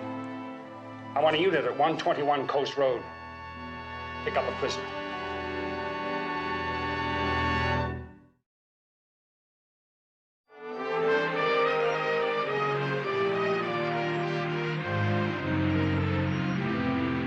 Let's see now. Preliminary hearings. Preliminary hearing. Here it is, Division 2. I'm sorry I didn't contact you earlier, but I didn't know what was happening until I got here. Tried to reach Dilworth. The night he was murdered? It was the phone call that threw me. Roger called me, told me not to worry. I thought he might be in control. Then he said he'd seen Amy. Amy was his wife. Yeah, we got a call from the Illinois police, and they said that she was dead, that he killed her. He caught her in bed with another man. What would you have done? I'm sorry, Lieutenant. You see, I kind of understand what he did. You know, he first met Amy here. That's why I thought he might come back. I knew he was a little twisted, but I had no idea he'd gone completely schizo. That's why they're putting him where he won't hurt anyone else. Well, if there's anything you want me to sign, I'll be here for the next few days. Okay, thank you. Division 2 is down the hall and to the left, sir. Well, Jerry. Hello, Mike. Hello. Did you get the report from the lab? What report? Well, they found those set of prints on the cash register belonged to Brody. That's great. The guy who prosecutes Brody's gonna love that. I thought you were going to prosecute him. Not anymore. We're going to Acapulco, Mazatlan, Puerto Vallarta, and Point South. Vacation? No. Second honeymoon. See you guys later.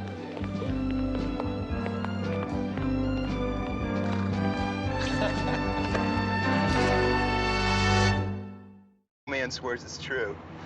And how long the old man been wearing this uniform? He had over a year in the day I was born. Well, I guess he's seen it then. Hey, I meant to ask you sometime. How come he never made the bureau? Now, they offered him to transfer into robbery about 5 years ago. I could have sworn he was going to make the move, but I guess he just likes it here on the streets. In progress in Market at 19th and Terravelle. Units to respond. Did you get that? Yeah. Repeat, 211 in progress in Market at 19th and Terravelle. 3 Charles 2 responding.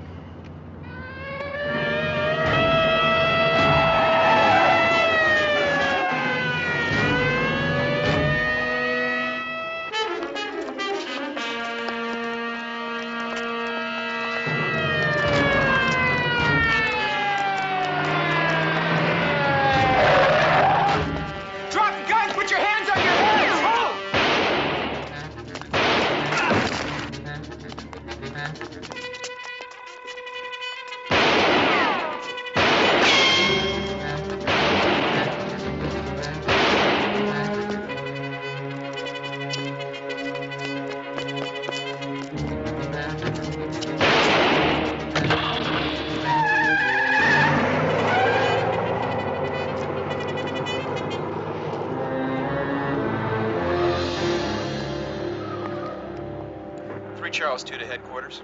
Come in, 3, Charles 2.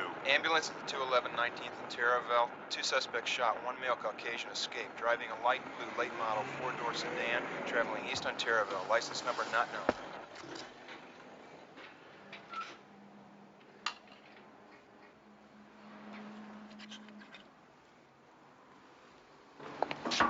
Joe. Hey, Joe. Yeah, hold it. Hey, Joe, come on. Yeah. Move it. I'll be right there. Now.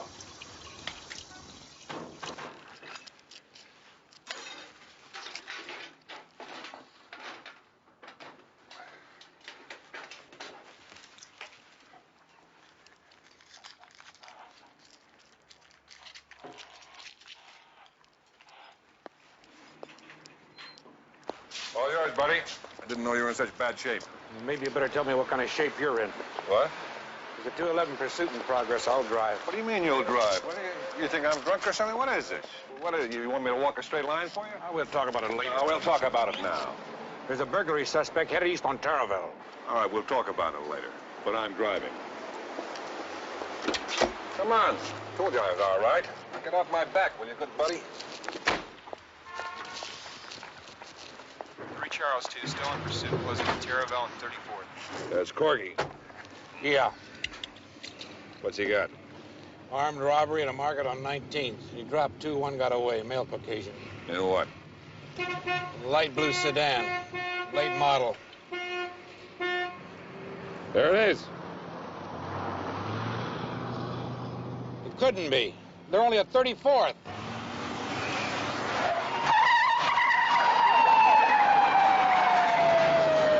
Holy cow, Joe, you almost hit that guy. 1973 Ford Light Blue. 764 IWJ. Call that in.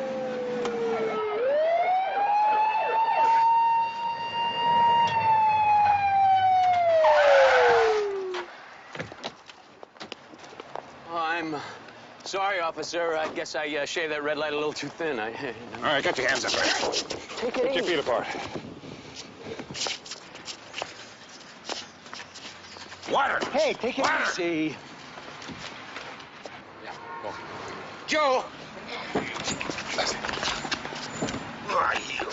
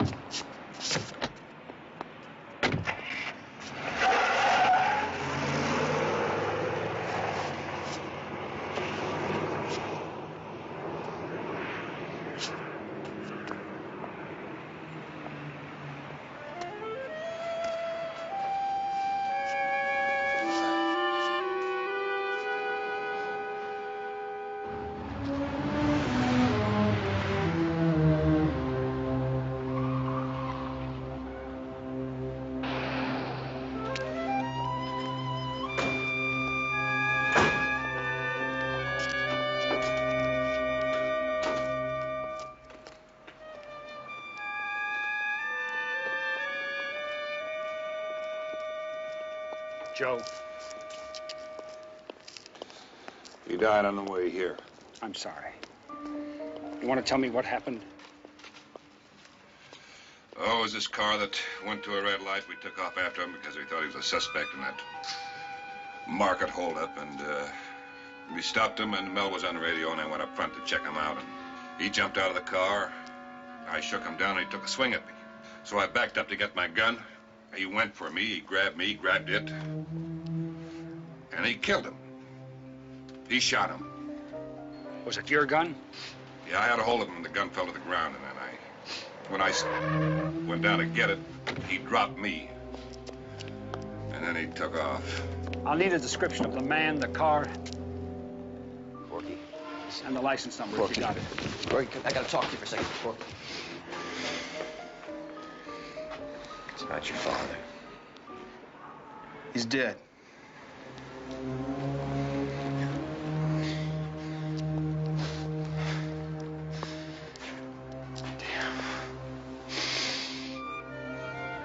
I'm gonna stay with Corky.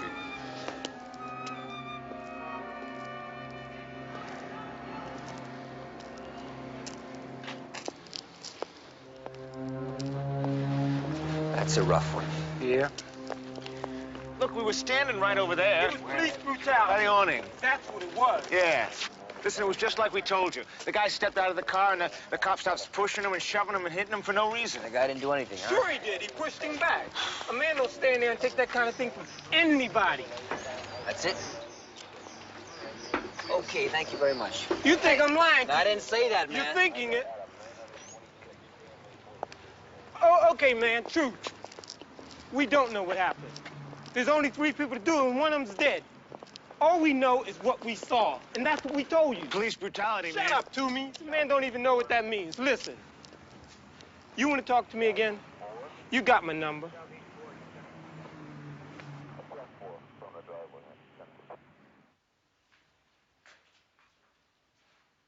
I got something here. The make on the car Dad called in while they're in pursuit. 764 IWJ. DMV says it's registered to a Frank Graves, male Caucasian, 31 years old, 5'9", 160, black hair, brown eyes. Present address, 4025 West 76th Street. Computer readout says no warrants, no wants. But there's a record, a column and a half of juvenile offenses, including a stretching queue for grand theft auto. Been out 3 years. Sit down, Corky.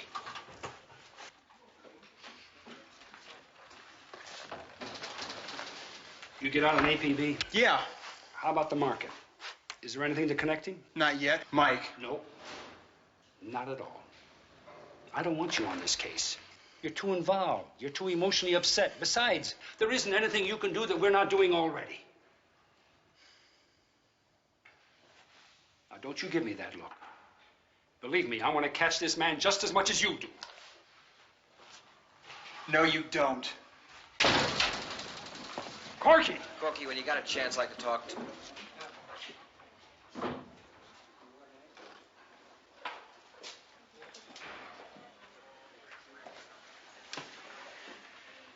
You think he's gonna be all right? Yeah, he wants to be in on the case. He wants to charge out and get himself shot so that someone will have to tell Nina she lost 2 men in 1 day. All right. What did you get? I've got 2 eyewitnesses. What did they see? Police brutality. Oh, come on now. Joe Landers? Look, he may be a little hard-nosed, but he never manhandled anybody. I don't buy that. All right, did they see the gun go off? Not who was holding it, no. You're not really thinking it was Joe Landers, are you? Well, I'm thinking if they were lying, they could have gone all the way. They could have said Landers was holding it. They didn't. Let me have a look. There's a tear sheet on the desk. Looks like the guy's name we're after is Frank Graves. He's got a record. Why don't you get a complete rundown on him from his probation office? Right. Hey, where are you going? Joe Landers. Lieutenant, sir. My notebook. Maybe I ought to put you in charge of Lost and Found. Lost and found.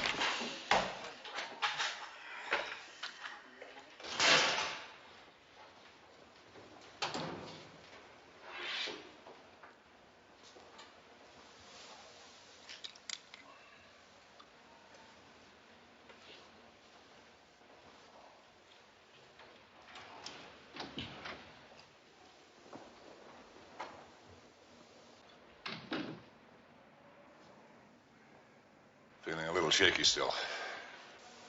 Got it? No, no thanks. Not for me. Well, Iron Mike, huh? Always a cop, 24 hours a day, 7 days a week. I guess that's why you're a lieutenant and clowns like me are out walking the streets, huh? Thought you'd be out shaking a few doorknobs and looking under rocks for that guy. Steve came up with 2 witnesses. Oh, yeah? Yeah. Well, that's good. What do they say? Well, they said that this guy opened the door, came out, and you slapped him against the car. That's a lie. I turned him around to the car, he turned around, he hit me, he took my gun, and he shot Mel. Your holster was unsnapped? Yeah, sure it was unsnapped. Thought he was a suspect who'd been shooting at Corky and Saunders. Okay. Okay, so he hit you. That's right, I got hit right in the head here. You want to feel the bump? Come on, Joe. You know I have to ask these questions. Because of a couple of kids who probably need to wear glasses. Because it's my job. It doesn't exactly seem like a job to me today.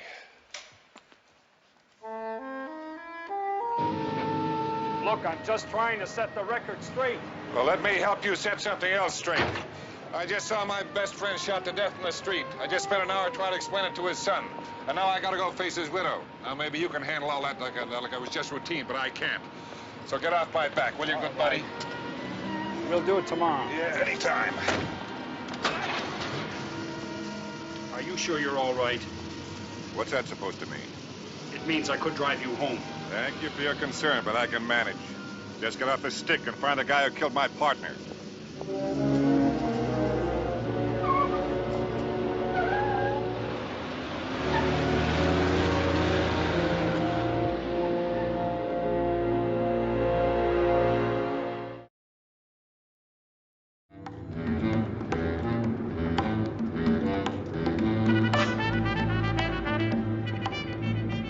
.27 is here. 4025 must be down here somewhere. There it is, right there.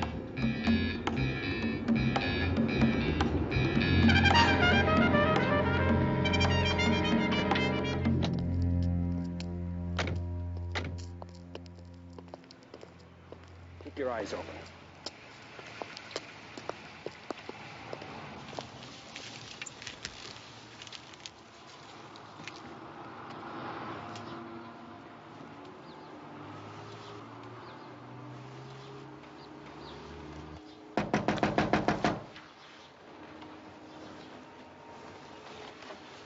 Mrs. Graves? Yes?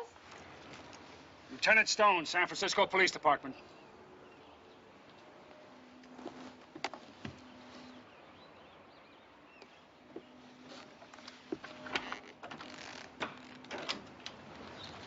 The other policeman already searched.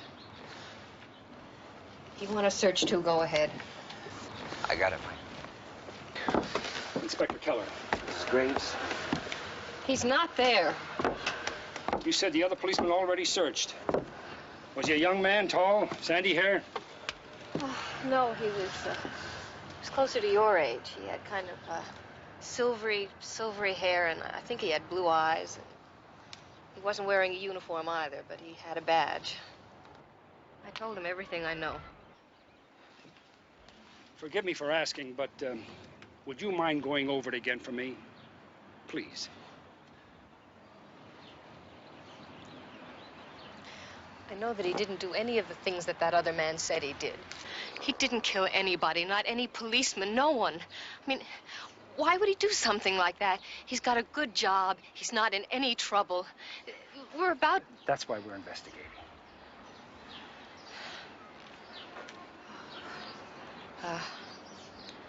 I'm sorry. I'm sorry. I just don't know anything else. He hasn't called me. I have no idea where he is. He just left and didn't tell me where he was going. Excuse me. Thank you, ma'am. If your husband happens to call, well, it would be better for him if he got in contact with me first. Just in case you need anything.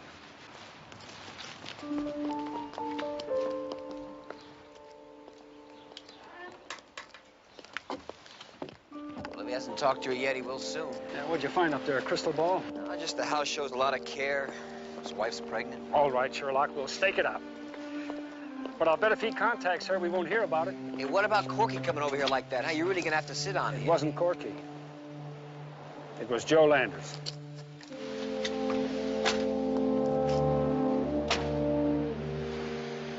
What did he want? I don't know.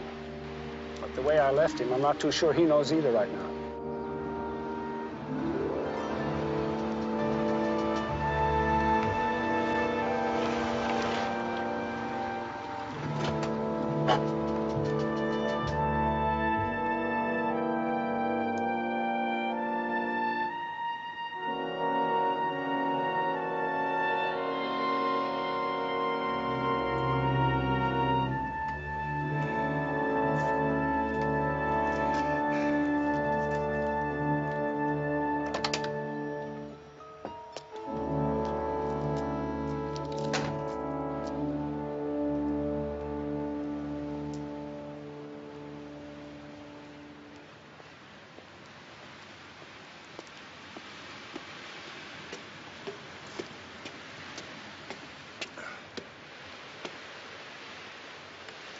Nina?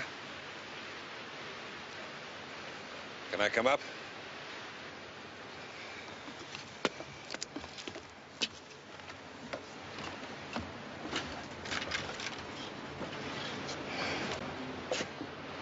I came by earlier, you know, and, I was at the morgue. Nina, you didn't have to do that. I did have to. It's the only way I could convince myself it was true. What happened, Joe? I don't know. It sounded like a nightmare. Everything seemed to happen in slow motion. Guy got the gun, and gun went off, and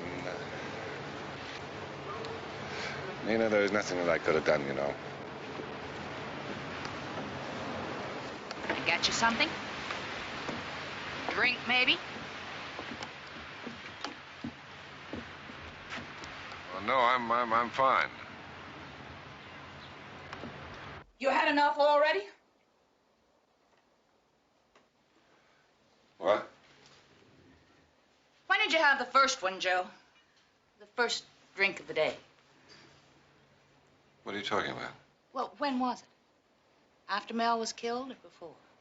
Oh, no, Nina, no. You know what Mel meant to me. Don't give me that brother speech. Don't do it, Joe. I got that for too many years from Mel about you. Oh, Nina, Joe's just got problems. I mean, he'll be all right. I can't turn the guy in after 13 years of living with him. He's a friend, a brother. Well, I don't want to hear that from you, Joe. Because you see, Mel wasn't my make-believe brother. He was my husband. And he was my life. And now he's dead. And all I want to hear from you is the answer to one question. Were you drunk? No, I was not drunk. And I would have thought that Mel would have told you. I mean, he'd been helping me so much. I've been dry for almost a month, Nina. I want to believe that, Joe. I mean, I really want to believe that. Because if I found out that you were lying to me now, if I found out that Mel was dead because you were out of control, because you were not protecting him the way he always protected you, I would... Oh.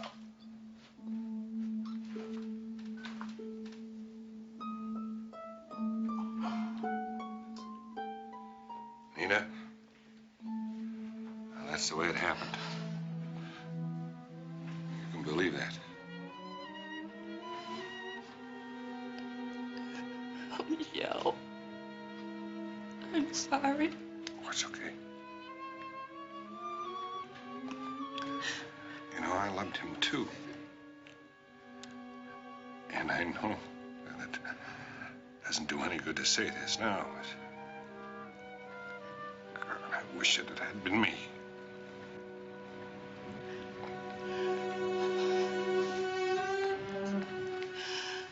Oh, maybe you ought to stay here, Joe.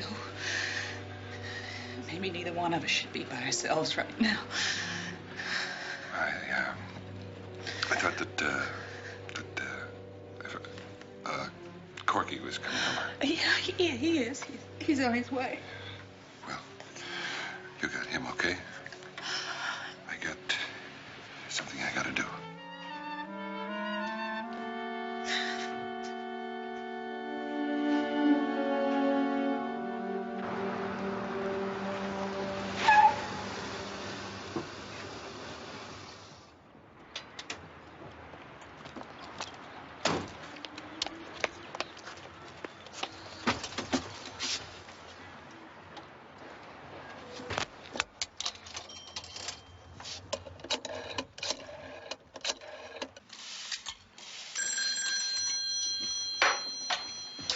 Hello? Helen?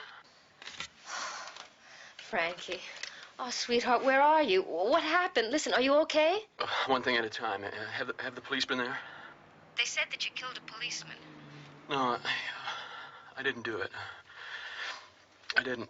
Frankie, just listen to me, all right? You've got to go to the police station and give yourself up. All right?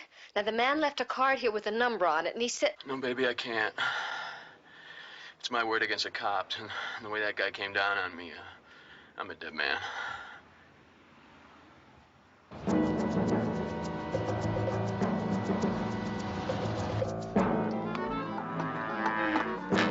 Frankie? Frankie?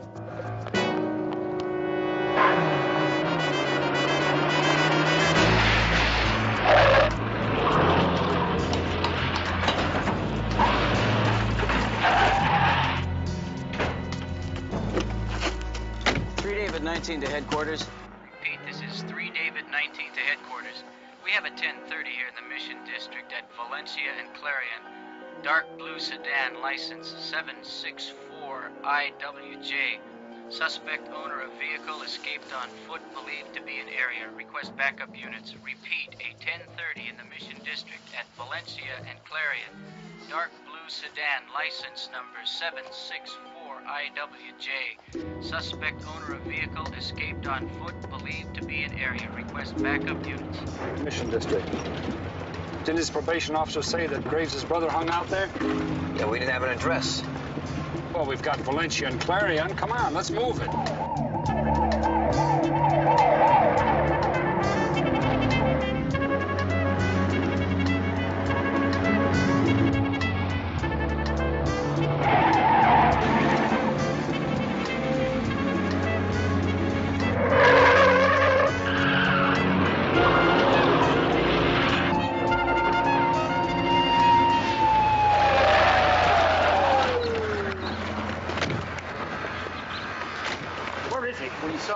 He headed toward that building. Is he still in there? I don't know. My partner's watching his front. Stay here. Keep your eyes open.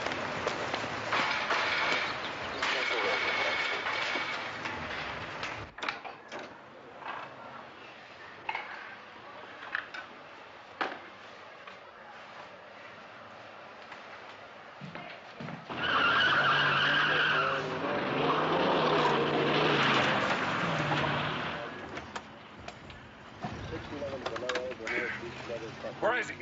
He's in there, Joe, but I don't think... That's all right.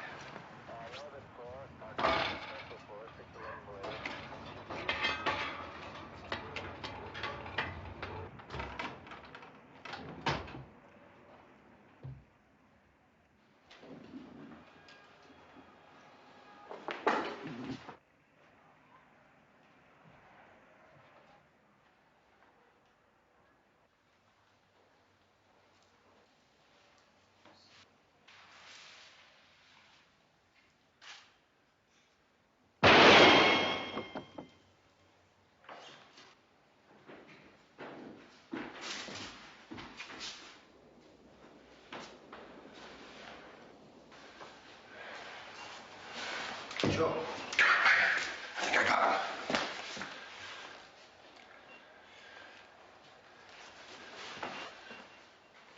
Watch it.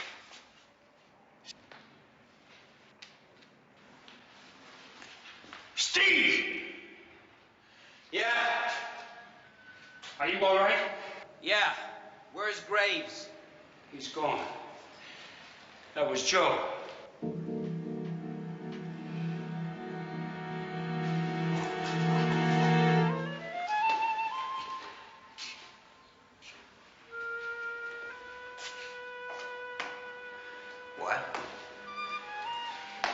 He thought you were Frank Graves.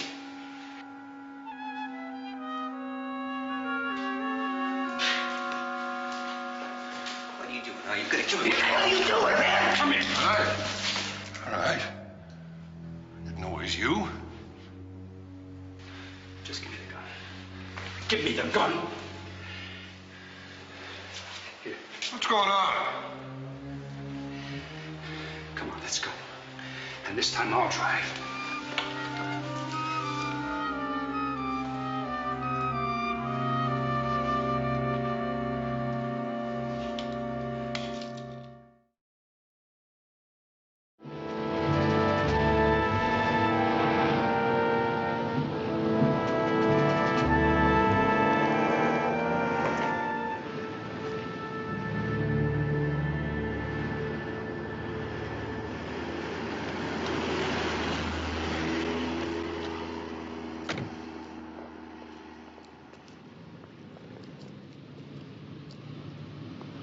Just trying to help, Mike. You just tried to kill somebody and it was almost Steve. I didn't know Steve was in there. You didn't ask. Gonna be all right inside? I'm all right now. You're stinking drunk is what you are. All right, so I had a couple of belts. Who wouldn't? Come on. Oh, excuse me, Lieutenant. Of course I know who wouldn't. All right, I'm not the straight shooter that you are. I'm not Iron Mike, you know, the machine that doesn't make any mistakes. I'm just plain ordinary old Joe Dokes Landis. And I'm loaded. I'm loaded right up to here. Give me my keys. I make mistakes. But that doesn't mean to say I'm what you think I am. I'm no lousy wino. I'm no drunken bum sleeping in a gutter.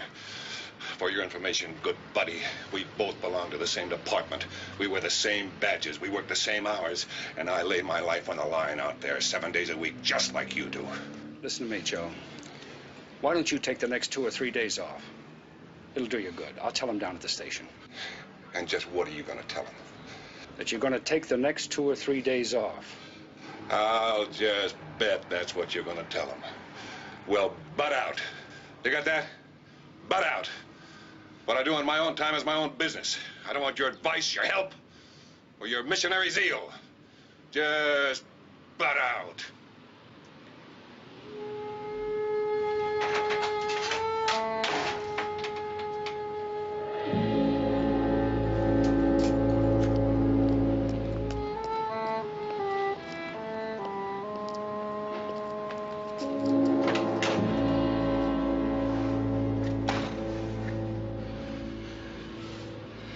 Got a call. Took Graves' car apart. There's nothing in it now he would have hit when they stopped him. He could have dumped whatever it was. Yeah, and he could be high on something too, but his P.O. says no.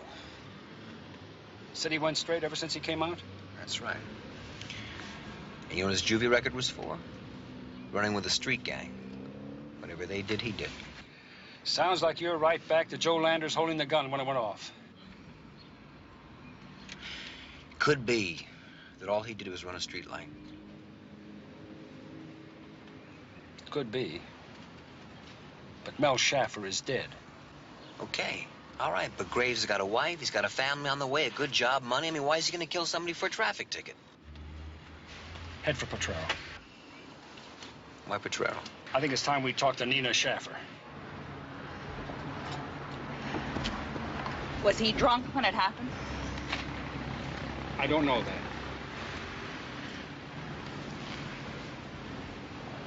But you suspected. I suspect that Joe Landers may be an alcoholic. Did Mel ever talk to you about it? Oh, God. Oh, dear Mom, God. sit down. No. No, he stood here and lied to me. And now I'm going to stand here and tell something that should have been told to somebody 5 years ago. Yes, he's an alcoholic. Mom. Mel knew it. He wouldn't turn him in. And he covered for him. And he carried him. And now he's dead because of it. Mrs. Schaffer. We don't know that. Well, I know it. You said 5 years ago. Wasn't that about the time that... You know, I'm sure it was about the time that Betty walked out on him. And just about when Dad backed off that detective slot and robbery he was going to take. He did that for Joe. And Joe got him killed. Now, wait a minute, Corky. Don't hate him. It's a disease. A disease called loneliness.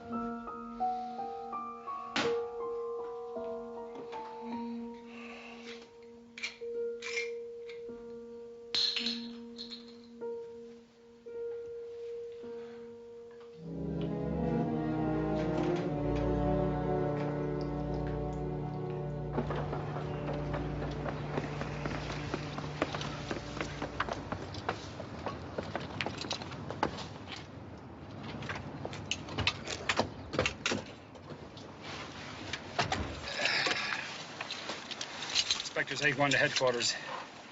Anything from that team around the Graves house? This is headquarters 8-1.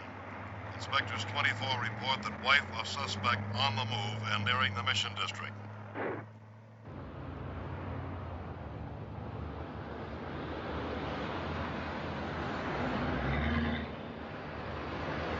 Suspect entering the Mission District.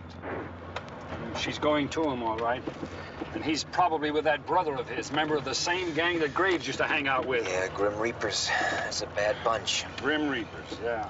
And here we are chasing them right back into it. You're the dude who said he'd never come back, right, Frankie? Everybody comes back. You know why? Because they don't want you out there. They never wanted you out there, Frank. You shut up, Benny, please, huh? You thought that they were going to show you the good life. You thought that they meant all that stuff about wanting to help you out, right? Frankie, that company you're working for, do you know the reason that you got that job? You got that job because they need to show somebody that they're do-gooders. That's all. They get big brownie points on the outside in the government by showing them that you're on the payroll. But wait, Frank, wait till you need them. When you really need them to be there. Shut up!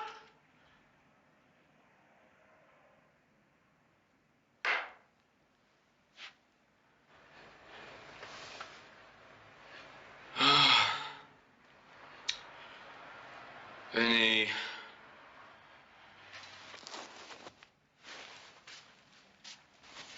Oh, Vinny. I'm sorry. I didn't mean to yell at you. I don't know. I didn't do it. And you know what?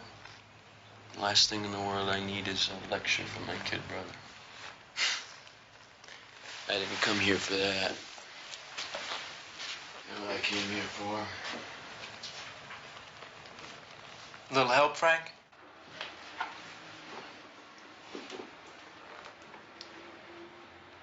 This is the place?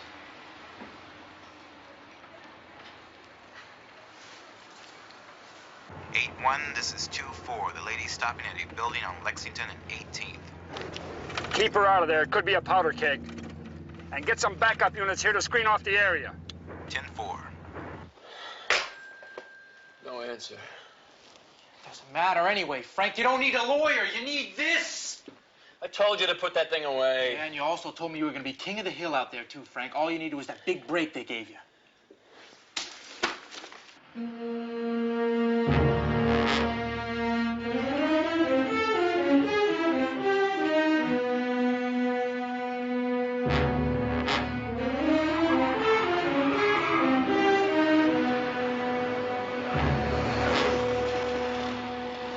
That building, Mike. All right, I'll get the back. I didn't have to call you, did I? No, but I wish you had. Which room? Now, you said before it had to be a mistake. Well, I'm beginning to think you're right. So don't you let another one happen now, because the next man to get killed could be your husband. Number 7. 7. All that time, Frank. All that work, and where are you? You're right back down here where you started from. You want to call somebody, Frank? Why don't you call that company you work for? Tell them what happened. Explain the situation. You think they're going to come down here and stand by you? Vinny, your needle's stuck. Tell me, Frank, am I wrong? Tell me I'm wrong. You're wrong.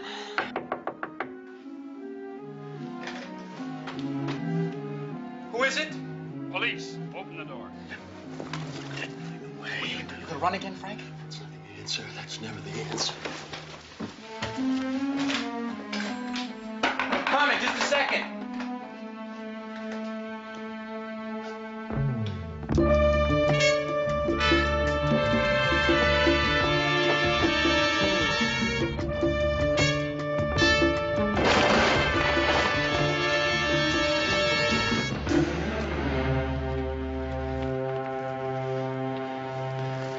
Graves, you just hold it right here.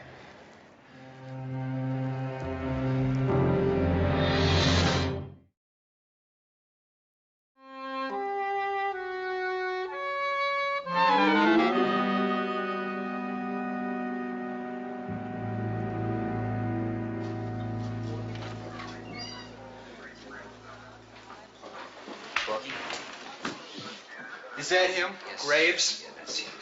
This is his wife. Mrs. Graves is Officer Schaffer. Schaffer? Here you go.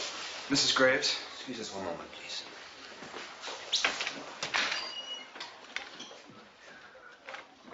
Frank, tell me exactly what happened after you pushed him. Well, he reached for his gun, and I thought he was going to shoot me. And I grabbed his arm, and all I wanted to do was keep him from pointing that gun at me. And then it went off. At what point did you gain possession of the gun? I never touched that gun. Never. It just went off. And the officer fell, and the gun dropped, and I hit him. And then I ran. Why did you run? Oh, it was my word against his. Who do I think you'd believe? Me or him? Okay, Frank. I guess you'd like to talk to your wife for a moment? Go ahead. And take it easy. Art, stay with him. How do you read him, Mike? Well, he's telling the same story those kids told. And there are two of them, right? So that makes the odds 3 to 1 that Joe Landers is lying. It may be an honest mistake. What about the shots he took at me? Well, he thought you were Graves. That's right.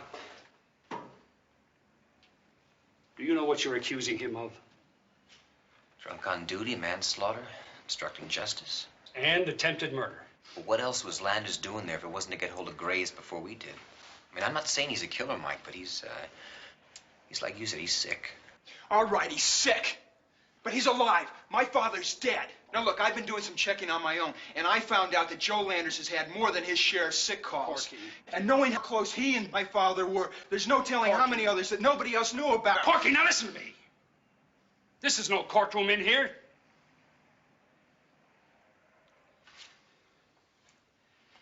Okay, bring him in. Wait a minute.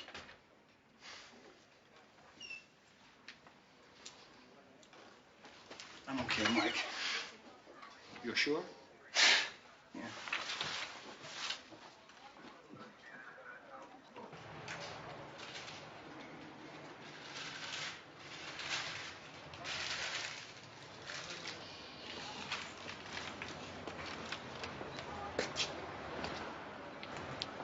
Why don't you go home now? I don't want you to get in the habit of hanging around police stations. Oh, Frankie. You don't meet a very nice class of people.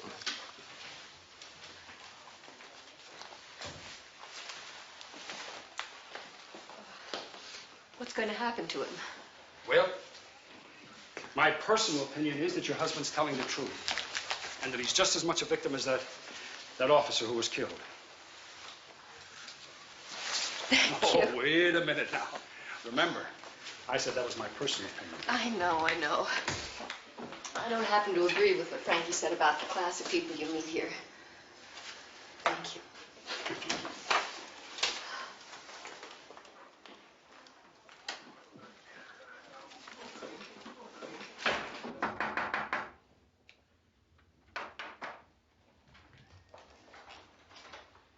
Joe?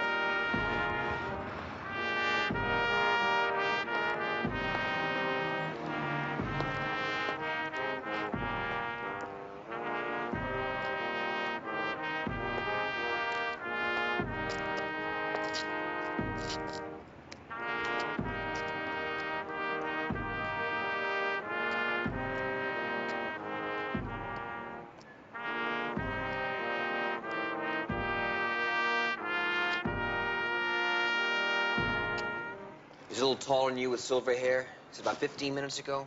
Great, thank you very much. You got anything? No. All right, why don't you go up to Market and I'll head south. Okay.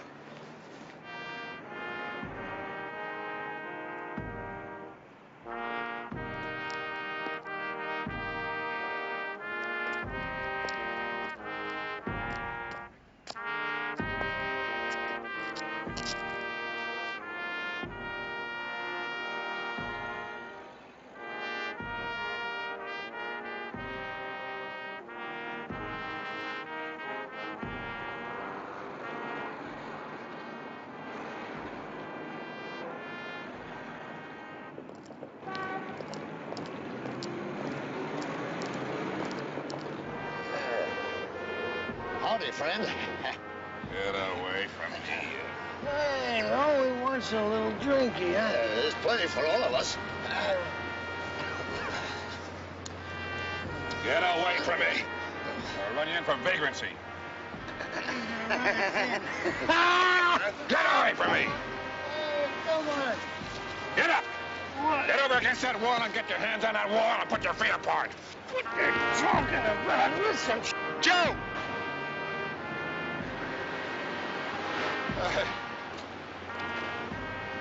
Hiya, Corky. Hey, you came just in time, huh?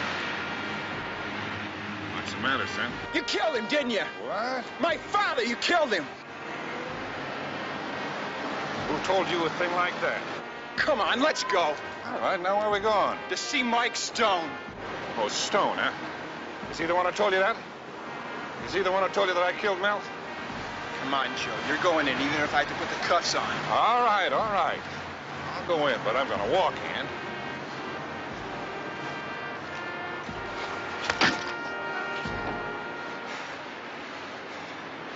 Stone.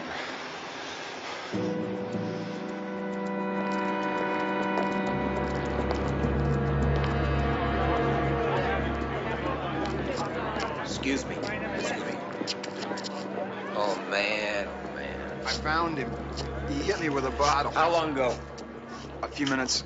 I don't know. I was out.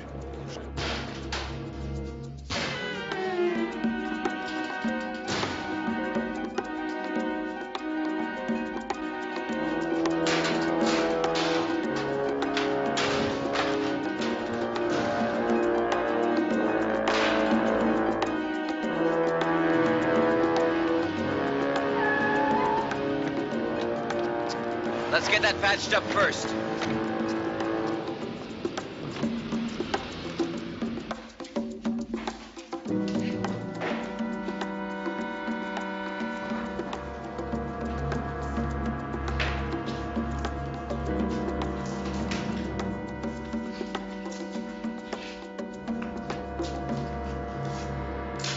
Stone? What are you trying to do to me?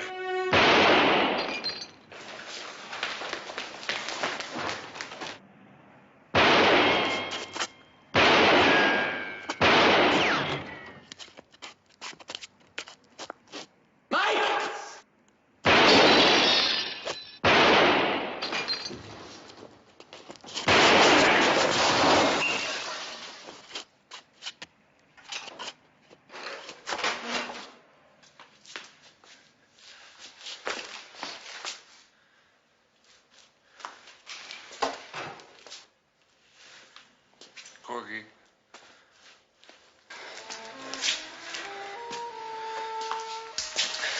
Corky. Was an accident. I mean, God help me, son. I mean, nothing I could do. I mean, there was nothing I could do. Why did you shoot?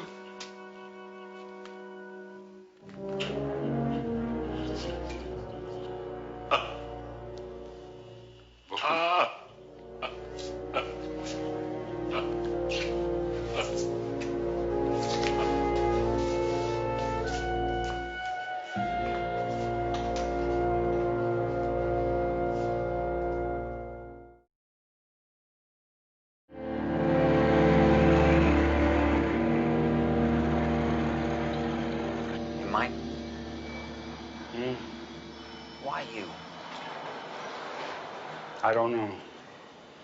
Didn't have to be me, I guess. Just somebody besides himself. Yeah. Still a hell of a thing to wake up to, though, isn't it? Yeah.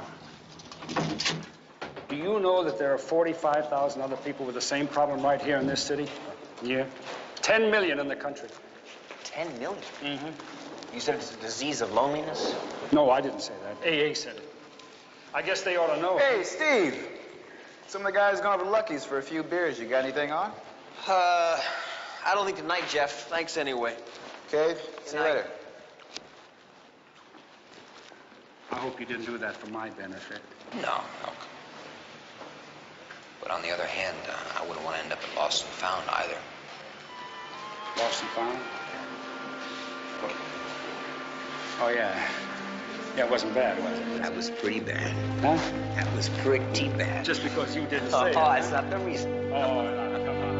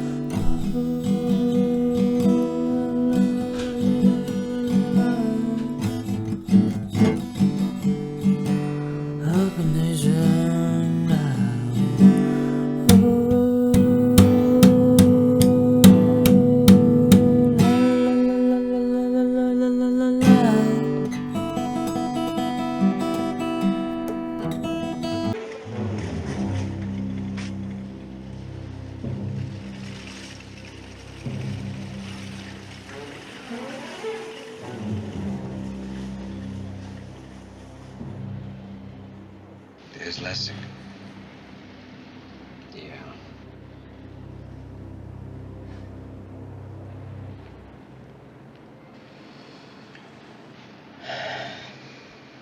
Doesn't matter how many times you've done it, it still makes your skin crawl.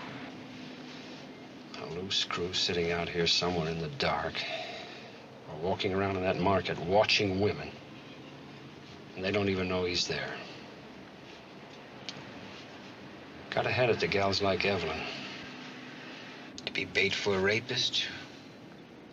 I wouldn't do it. Don't have to worry, buddy boy. Not with legs like yours. Mike? Yeah, Lee. Closing time, down to one line. But I think Evelyn may have a live one. Okay, stick to it.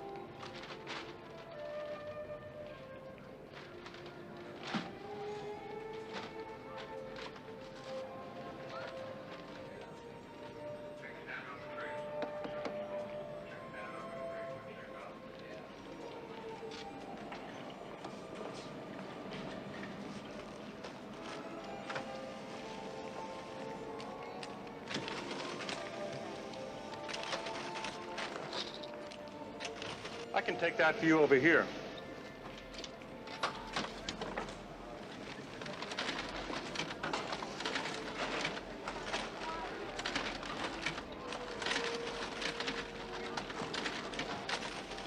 Let's see, that'll be 50 cents for the berry rolls, Lieutenant, and 29 for the orange juice.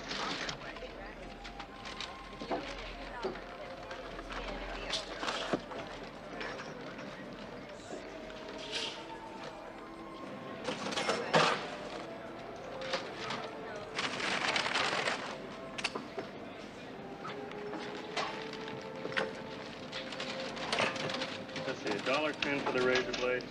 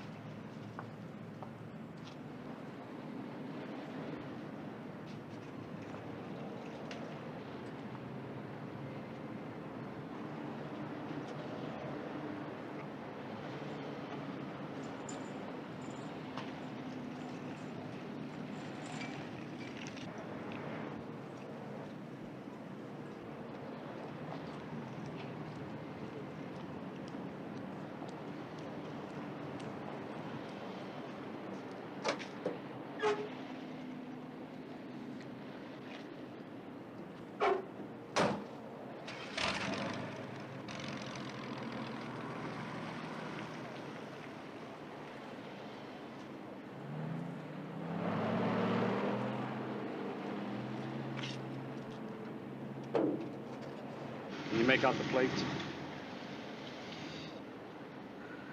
Yeah.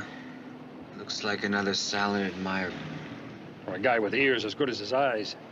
Guess it's another wrong night. Let's hope it's not the wrong market. Get Lessing. Right. Lee? Yeah, Steve. What about the rest of the cars in the lot? All accounted for. They all belong to employees. That's all for tonight. That's it, Lee. Good night. 10-4.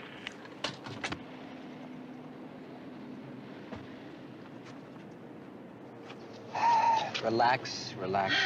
It's all over. Thank you, Steve. I thought that guy on the register was checked out. Everything but his IQ. Well, the one following me fit the general description our witness gave us. You think it was him? Well, we're not gonna find out tonight, that's for sure. Well, maybe tomorrow. No tomorrow for you. Mike! You did all right, Evelyn. But if that was our kinky friend, he won't go for the same bait twice. She just wanted to cash in on that hamburger sale tomorrow. Well, why don't you go out and buy her a steak? I was hoping for a home-cooked meal tonight. She's got a lot of goodies in here. Hey, I have a roommate, remember? That's something else we gotta talk about. Well, we can talk about it tomorrow. Right now, we've got a report to fill out. Right.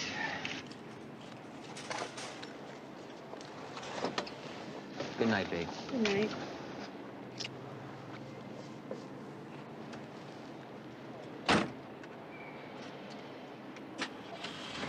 Hey, lock it.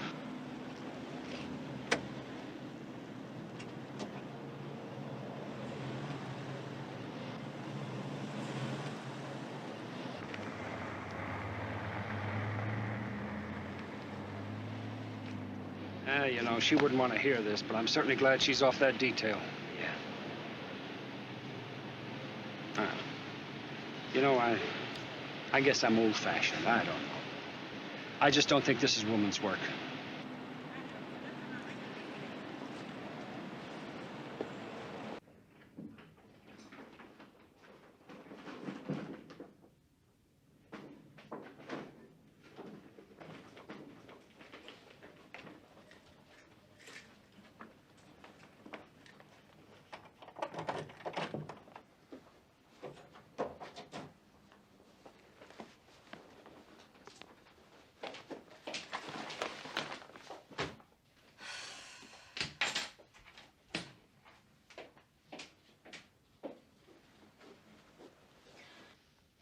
Kind of had that elevator hung up, didn't you?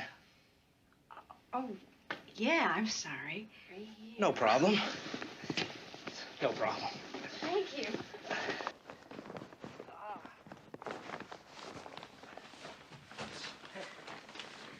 I don't think I've ever seen you around here before.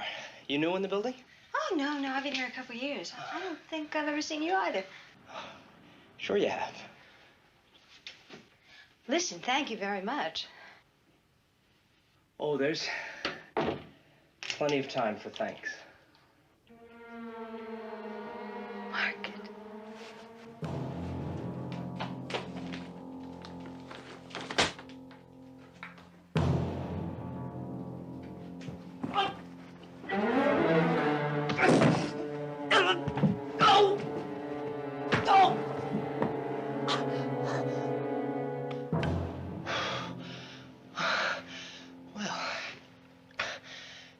really something for a law lady.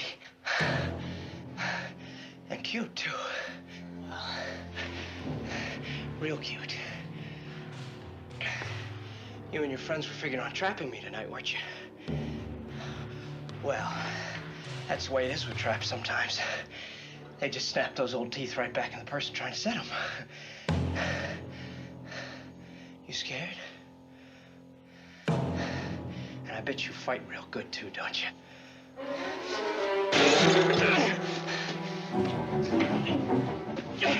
Yeah, I bet they taught you how to fight like a real wildcat.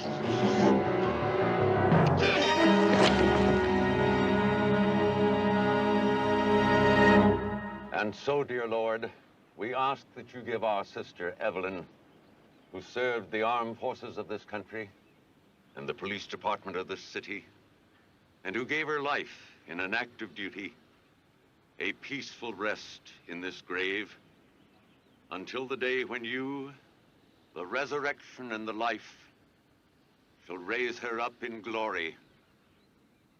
Then she may see the light of your presence, dear Lord Jesus, in the kingdom where you live forever and ever.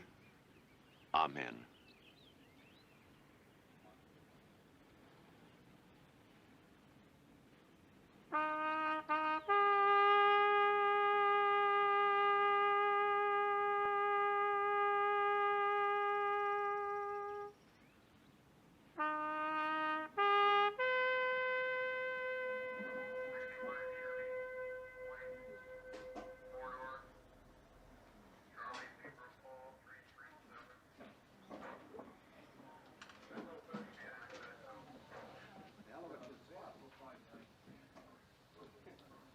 Come in, Evelyn.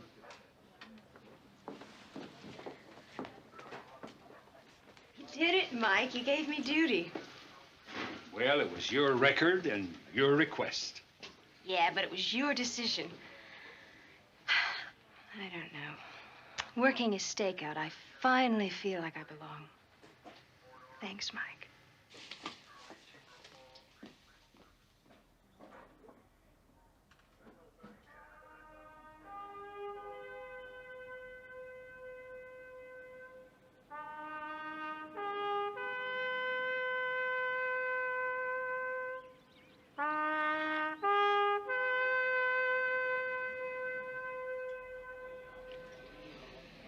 Nervous? Yeah?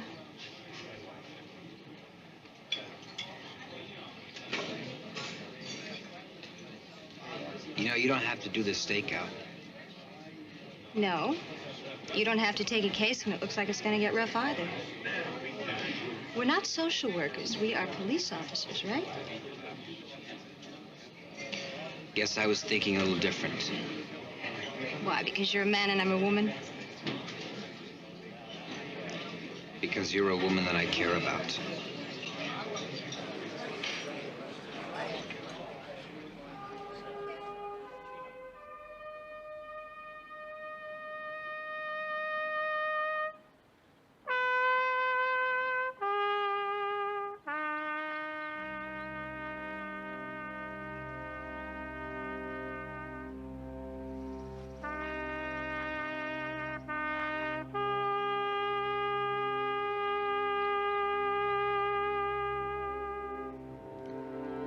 Okay. She was my only friend. In all my life, my only real friend.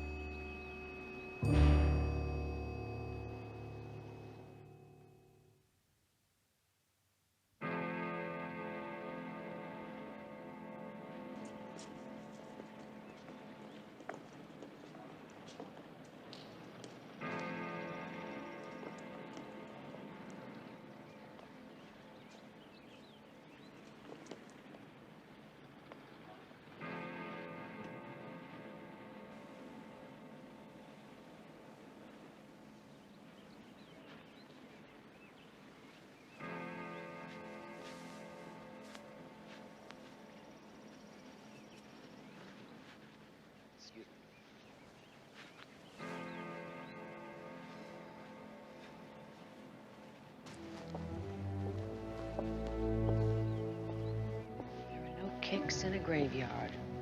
You hang around here and keep dropping pills, and you're on your way, she said. Evelyn? Yeah, those were the first words she ever spoke to me. She was still a rookie. Working juvenile. She told me that. You know, I thought I was getting busted. But she just kept talking to me like she was a friend. And like somebody who understood, you know? Somebody who cared. She didn't book you. Instead, she took you home. She did it more than once. We shut our eyes to it because we knew she was getting through. Yeah. She got through all right. Evelyn changed my life. I owe her for that. Just hurts knowing I can't pay her back now. But I miss her. God, I'm gonna miss her a lot.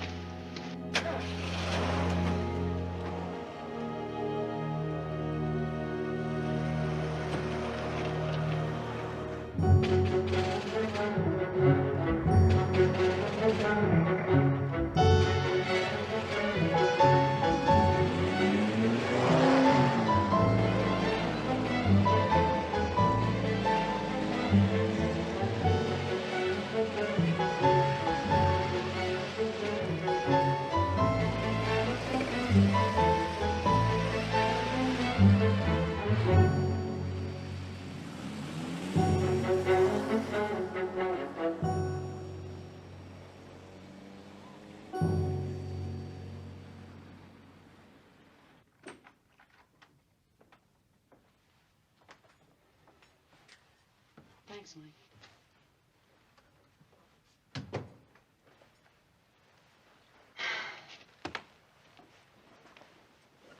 Excuse the mess. I just haven't felt like unpacking. Well, I'd like to see you completely out of Pacific Heights. You know, this is the same area of the 3 victims. Yeah, I know it. I'm just hoping I luck out. I hope he picks up on me one night. Sherry, no overtime. Only what I'm paid to do. Only what you're told to do. Mike, I'm on this case. Don't tell me any different. Sherry, maybe you're too involved. I only want to do what I've been trained to do. And as far as involvement is concerned, I think we're all pretty involved. Mike, you put her on that duty. You were hung up on her, Steve, and she happened to be my best friend. Involvement isn't the issue. It's who's best qualified and most experienced. Well, Evelyn was one of the most qualified people in that department and one of the most experienced, and it didn't help her. Okay. We'll talk about it later. We gotta go. Lenny's waiting. Who's Lenny? He's a shrink we're working with. Before we go any further, we want to make a complete profile on this scum we're after. Lock it.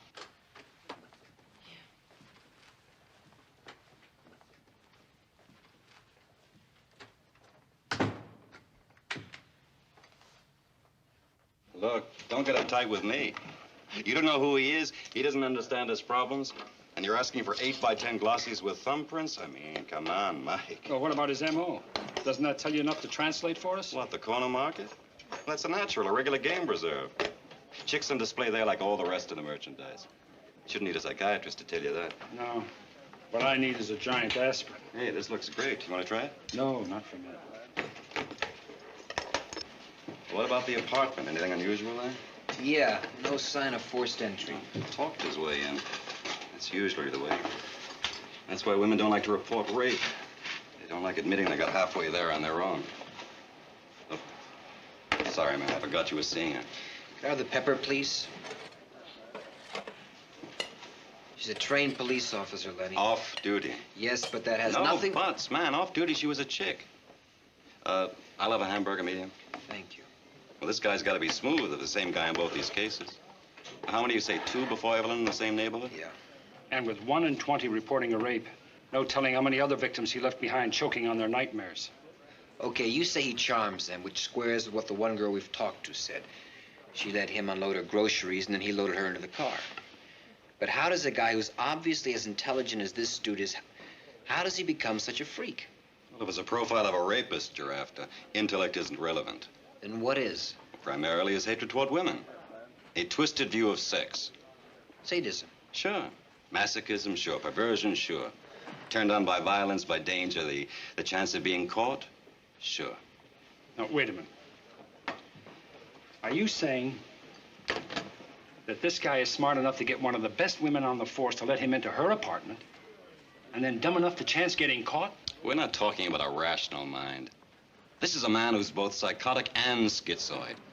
And when you're dealing with those two aberrations, you've got an infinite variety of behavior patterns. Wait a minute, Lenny. English. Simple. Okay. In the beginning was childhood. Very good. His, the rapist, must have been a bummer. A domineering mother, maybe even seductive toward him. Weak father, if any. So he builds up a whole push-pull thing about sex and authority. He wants them both, but he can't handle either one of them. He has normal physical needs, but he wants to be punished for the worst act he can imagine. So there's a violent reaction in here. And it has to find a violent means of expression, you dig? Look, it's awful to say it, but Evelyn, being a policewoman, probably gave this guy the biggest high he's ever had. Okay. Okay, Lenny, thanks. I guess we've got a pretty good idea of what we're looking for. Now we just have to find out who. Oh, listen, you're not eating? No, not for me.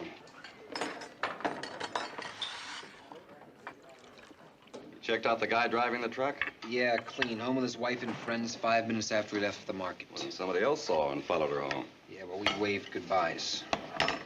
Well, there was no way of knowing, buddy boy. Yeah. Well, what about the first victim? She's still staring at a wall?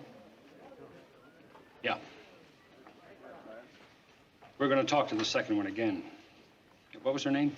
Connors, Nancy Connors. Look, we're just going over old ground. I told all of this to Officer, Hinnick. Evelyn Hinnick. Yeah. Well, I told her everything.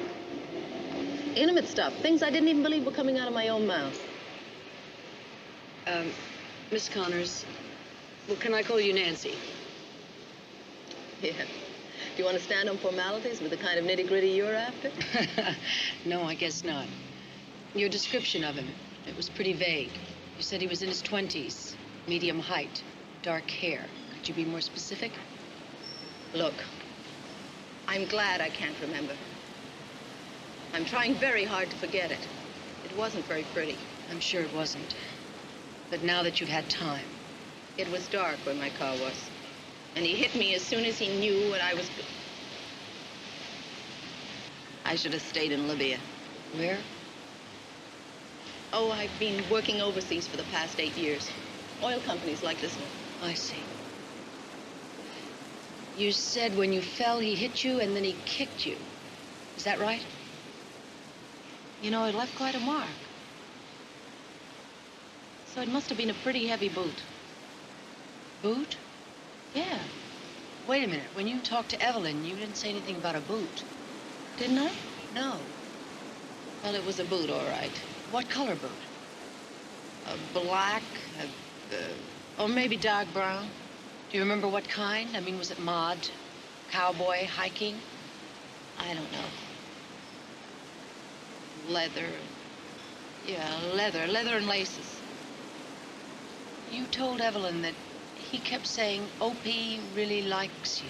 Is that right? Yeah. Could it have been OB or Oli? It was OP. I'm sure of that. Isn't it funny? I just remembered another time he said it. What? He said, OP's off base now, baby. OP's off base. Off base. Are you sure? Yeah.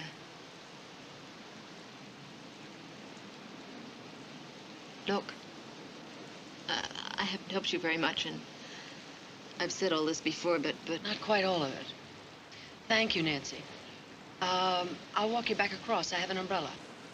Thanks.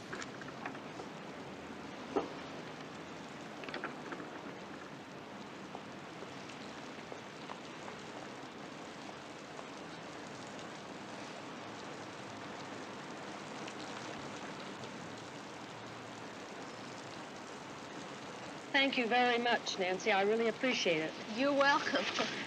I know I wasn't much help. Oh, yes, you were. Yes, you were. Bye-bye. Bye-bye.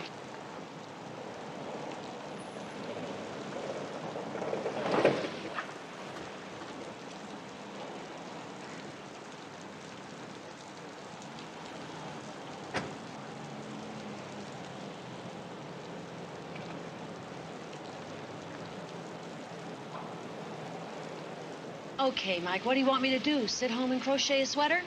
Wouldn't be a bad idea. You might get cold working as a meter maid. Now, look, Mike, a woman is going to talk more openly about rape to another woman than she is to other fellas, right? Okay.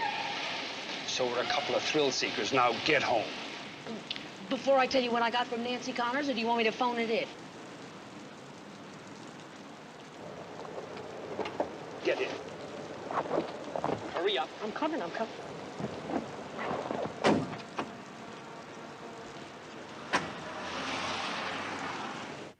All right. Let me have that whole sentence again. Opie's off base now, baby. Off base. Off base. What about a military base? The Presidio. Yes, right next to Pacific Heights, and that squares what Nancy Connors said about those boots. That's right. Black or dark brown leather with laces, like service issue. Set up an appointment with the CO. Right. Call from outside, will you? Please.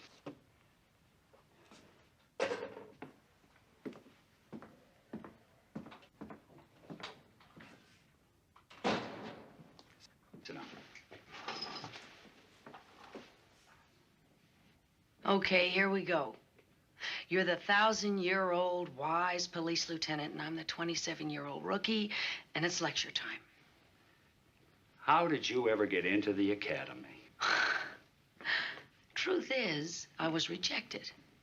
If it hadn't been for Evelyn, I never would have gotten in. Look, Mike, I don't know what's up, but if that Presidio lead comes through, I got it. Sherry, listen to me. And there's another thing I want to say, too. Everything I feel is on trial here, and you're a one-man jury. Listen, Sherry. If we need another woman officer on this job, it's going to be Claudia Cole. No! That's just not fair. Wait a minute now. Whoever promised you fair in this job? Or in life?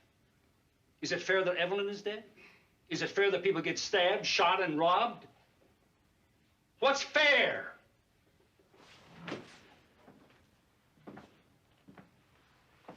Sometimes even justice isn't fair.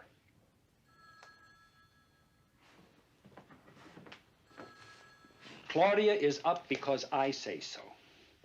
Because she's been around longer than you. Because she'll do exactly what I tell her without improvising. And because her chances of survival are better than yours. You're all heart, Lieutenant. Right now, Claudia is the best suited for the job, period.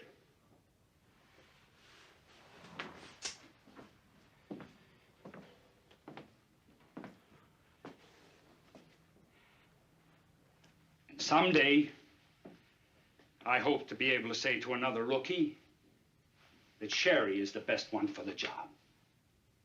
Thanks. Is that all, sir? Oh, Sherry. Is that all? Yeah, that's all. Thank you. Thanks a lot.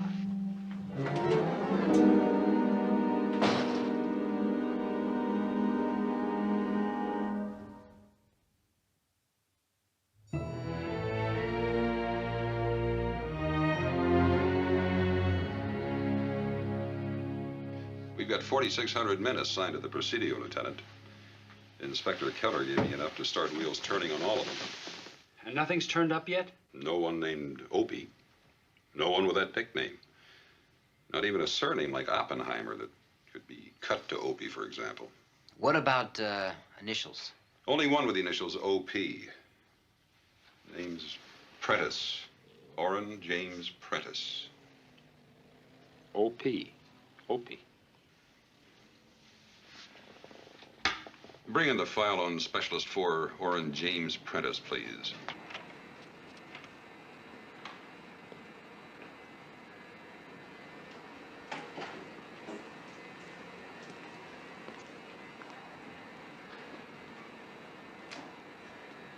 Morning. Good morning.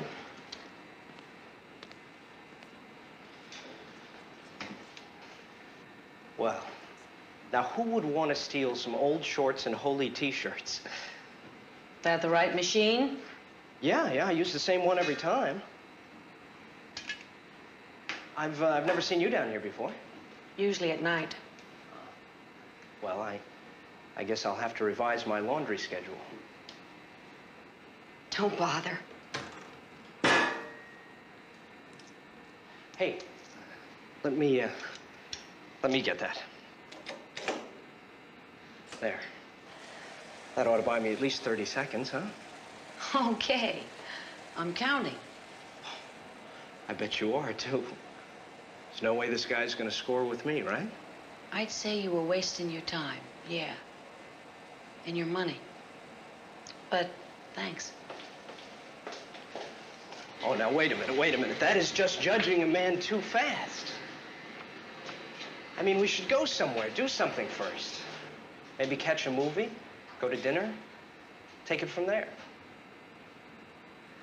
Would you get your hand off the door, please? Sure.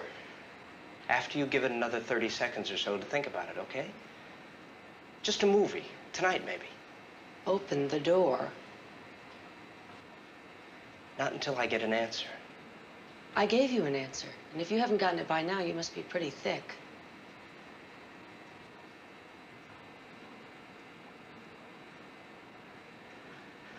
I mean the answer I want. Sherry?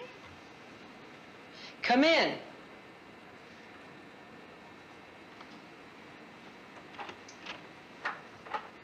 Oh, hello. Hi.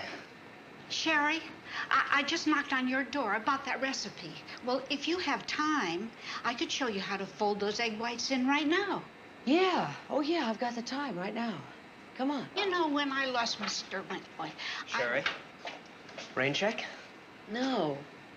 I don't think we'd enjoy the same movies anyway.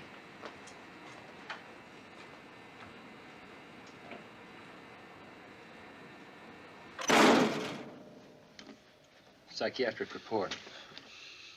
Colonel Frawley, would you have his complete history? Certainly.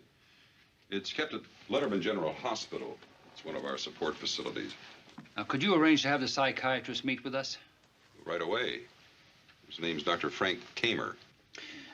Guess I'm gonna have to believe what they say about the new army. We've only been here an hour. Well, I've got rank, staff, facilities, and 3 teenage daughters. I'll call Dr. Kamer. Off all of his tests, I'd have to say that you're talking about a man with that kind of potential violence, yes. Then why does the Army let a man like this run around loose? Those are personality tests, Lieutenant. They're indications, tendencies. And we don't have any more tangible evidence that the man is a rapist than you do. Tell me, Frank, any father in the picture? Cut out early, a boozer, gambler. The mother told Orrin the old man was a bum. Well, if he hates authority, why do you enlist in the Army? Most rapists are schizoid. Well, that's that push-pull thing, huh? Behavior, personality, goals, all completely unpredictable, like life. And death. Was she coming in? Nope. No, what do you mean, no? She's split. Where? I don't know. I'm checking the airlines, immigration's checking passports. So who's that? One of the victims, Nancy Connors. Great. The only girl on Earth who can identify Prentice for a jury. She worked overseas for 8 years, has lots of friends, could be anywhere. 24-hour surveillance on Prentice. Colonel Frawley will take care of him when he's on the base. The minute he steps off, our men will tail him. Wait a minute. Are you sure this guy doesn't have a record? I've seen him before. You have. That night at the market, remember? The character standing next to me buying razor blades, remember? No, that wasn't where it was, but that's how he followed her home, right? I guess so. You know where it was? Where? He was at the funeral. Just as we were leaving, you and Sherry were walking in front, and I bumped right into this guy. He didn't say a word, he just stood there. I'm sure that's his face. Does that make any sense? Perfect. Maybe, if we've got him pegged right. Oh, I can see it. Hoping that someone would recognize him. Of course, knowing that no one would. Knowing that he'd gotten away with killing her. He must have gotten quite a kick out of that. I want him, Mike. Steve, he's a sick man. He needs help. So what do you want from me, huh? Who's gonna go help Evelyn?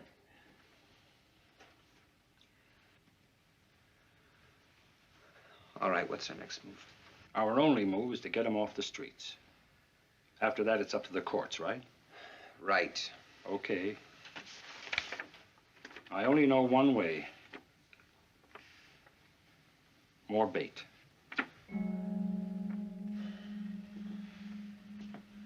And we'll start tonight.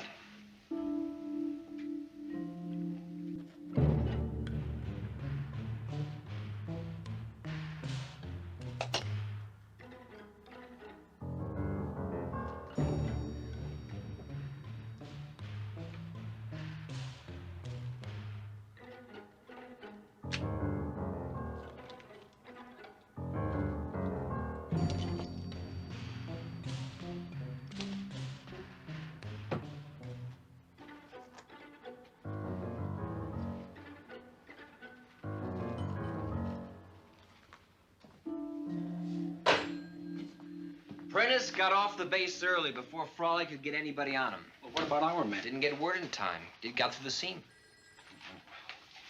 Well, place units on all the logical targets. Well, that's going to take some people. You still feel the same way about Sherry? You think I'm wrong? No, I think you're right. I just know that she's going to ask. Well, then she's going to get the same answer.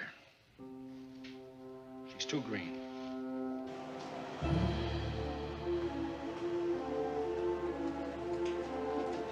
Well, hello.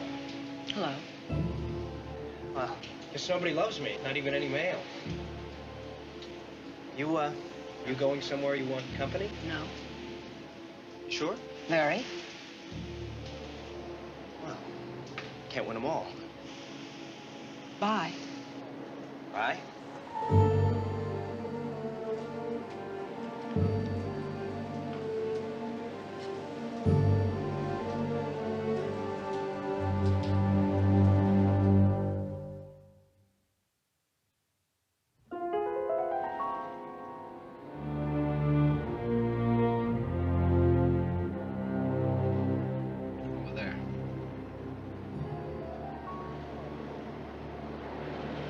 Something fishy about that one. Can you make out the plate? Wait a minute, we're looking for a convertible, right? Yeah, never mind. The license is California, BZE298. Now, it looks more like 011, maybe 017. All the places to park.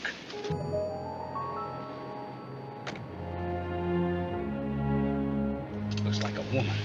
Yeah, I guess you didn't read the newspapers. No matter how you try to educate them. Let me have these a minute.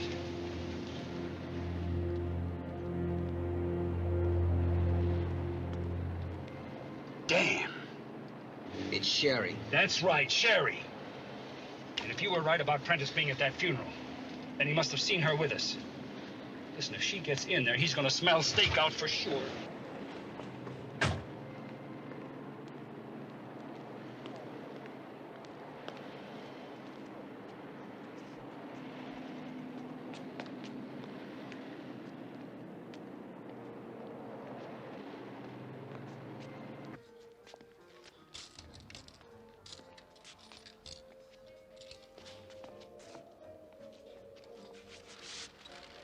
I told you no overtime. Now, come on, Mike. I have a right to shop when and where I please. Outside. Now, wait a minute. You don't have a right to come... Out.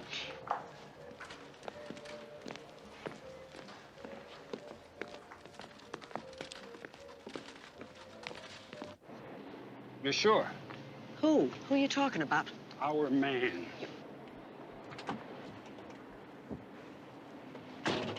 You know who he is? And he knows who we are. That's why we're outside and the other guys are inside with Claudia. How does he know you? Saw us and Evelyn got killed. Now he may have seen me with you. Do you know what a control situation is? Well, yes. Well, you may have just blown it. I'm sorry, Mike. I didn't know. You didn't know enough to follow orders. You didn't know enough to listen. You didn't know enough to think that this department could handle this situation. I said I'm sorry. Sometimes sorry doesn't make anything right.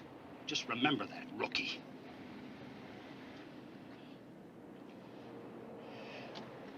I'm going to get in Lessing's car. Take her home.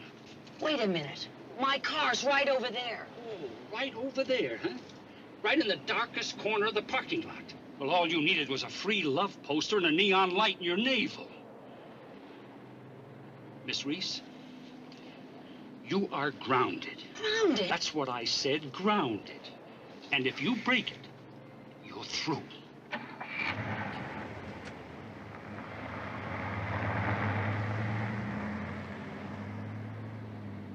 He's the worst kind. The worst kind of what? You know what. Me, Tarzan, you, Jane. Sherry, he's a cop. So am I a cop. That's right. Oh, I didn't figure you in the same club. Not the way Evelyn felt about you. You're not Evelyn. You're right. I suppose she would have done everything he told her to. Probably, yeah. Well, he wouldn't be playing Uncle Mike to me if I were a man. Orrin Prentice does not assault and murder men. Orrin Prentice. That's his name? Yeah. Colonel at the Presidio gave us his file. One total freak. He is in the service. Till we get him, yeah.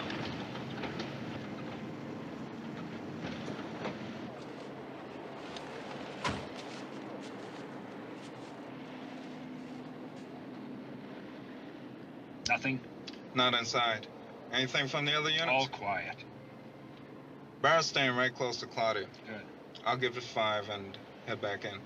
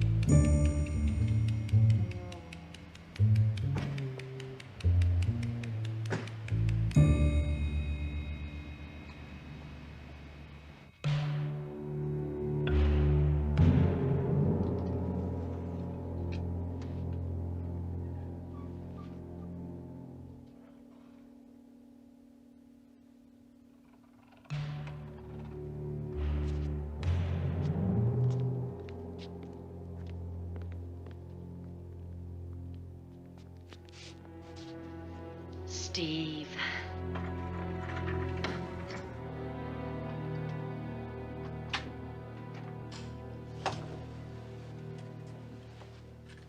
That's a bad lock. You could open it with a credit card. Have it changed, all right? Get a bolt installed. Well, I never felt so dumb in my whole life. All that training to protect other people, and here I am with my own private security patrol. Stop putting yourself down, okay? Mike must have had a reason for me to come home with you. You mean if Prentice was at that funeral, he might know where I live? It's possible, yes. Oh. I wish you had that picture on you. Why? I don't know. I guess I'll just keep imagining things, you know, thinking every guy I see is him until I see it. Oh, come on, Steve. You don't have to do this, really. How am I going to stay in practice? Oh, please, Steve, don't worry about me. And don't look under the bed. I'm really going to feel like a fool. I'll make that your assignment, all right? Oh, come on. Okay, now you can't say that I don't take orders. Put that in the report, too. You have any more closets? No, that's why the rent's so reasonable. What about the bathroom, tub or shower? Tub. Could you check it? I've got sweaters soaking in it. Just check it. Okay.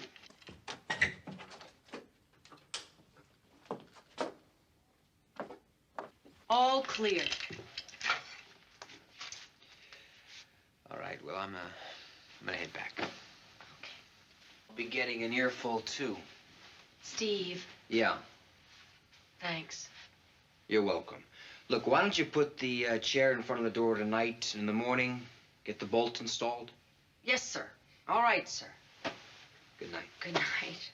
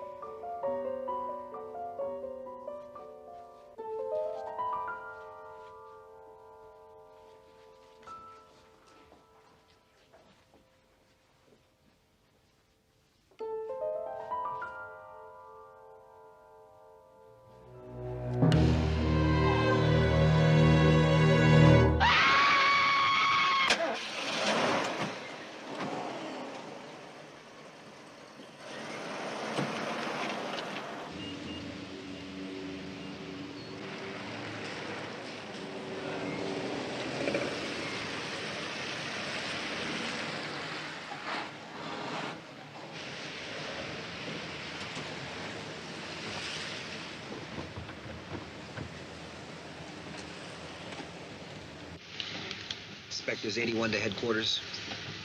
Alert all units vicinity of Pacific Heights area. It's at 10:30 at 421 Terry Drive. Vehicle registered to rape suspect Prentice. I think he's in apartment 212. I'm going in. Send backup units.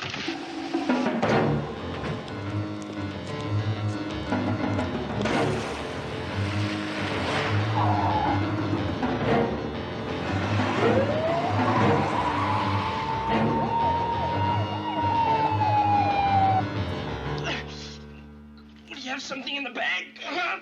You're not gonna need that.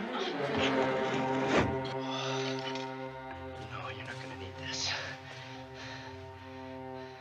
Now, don't worry, Sherry. You can make it right. There's nothing wrong with you at all.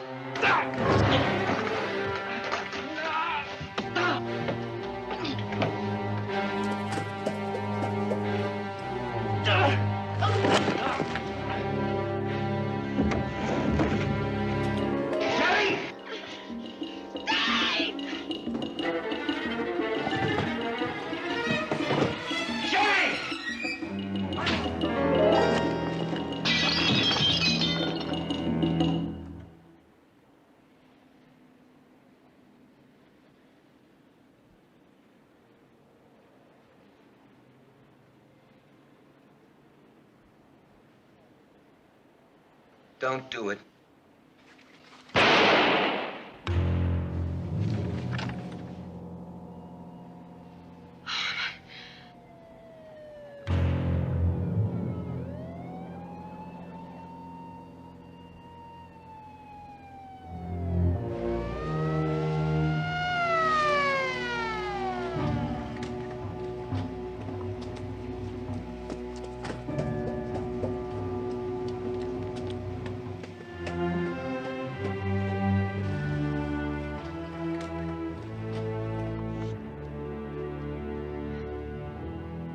Oh, my God. Oh, my God. Oh, my God. Officer Reese, get an ambulance.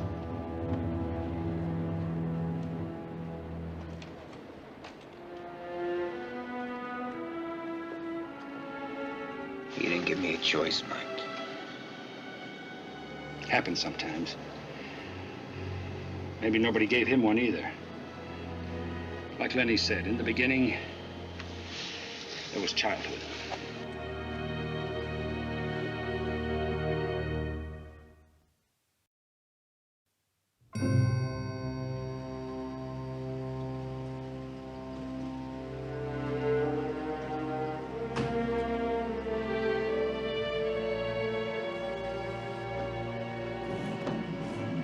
Well, that's perfect, then.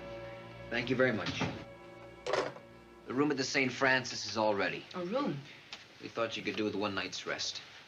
Well, what are you gonna do? What do I usually do, the reports? It's not gonna look so good for me, is it? It could have read a lot worse. What about my career? Is that over? Well, like I said before, I'm going to be telling another rookie, Sherry Reese is the best. Thanks, Mike. And thanks, Steve, for the phone call, but I really, I'm gonna be okay. Just as soon as I get some of this mess cleaned up. Take your coat off, buddy boy. How much do you pay by the hour? What are you talking about? So where's the vacuum cleaner and broom? Vacuum cleaner? Yeah, you're off duty now, Miss Reese. We got to clean up by the hour now. We get paid by the hour. Are you serious? Yes. It's right in that closet, right where you're going. Oh, here. Give this to the boy. This is a vacuum cleaner, in case you don't know what it is. This is a vacuum cleaner? Yeah. Here.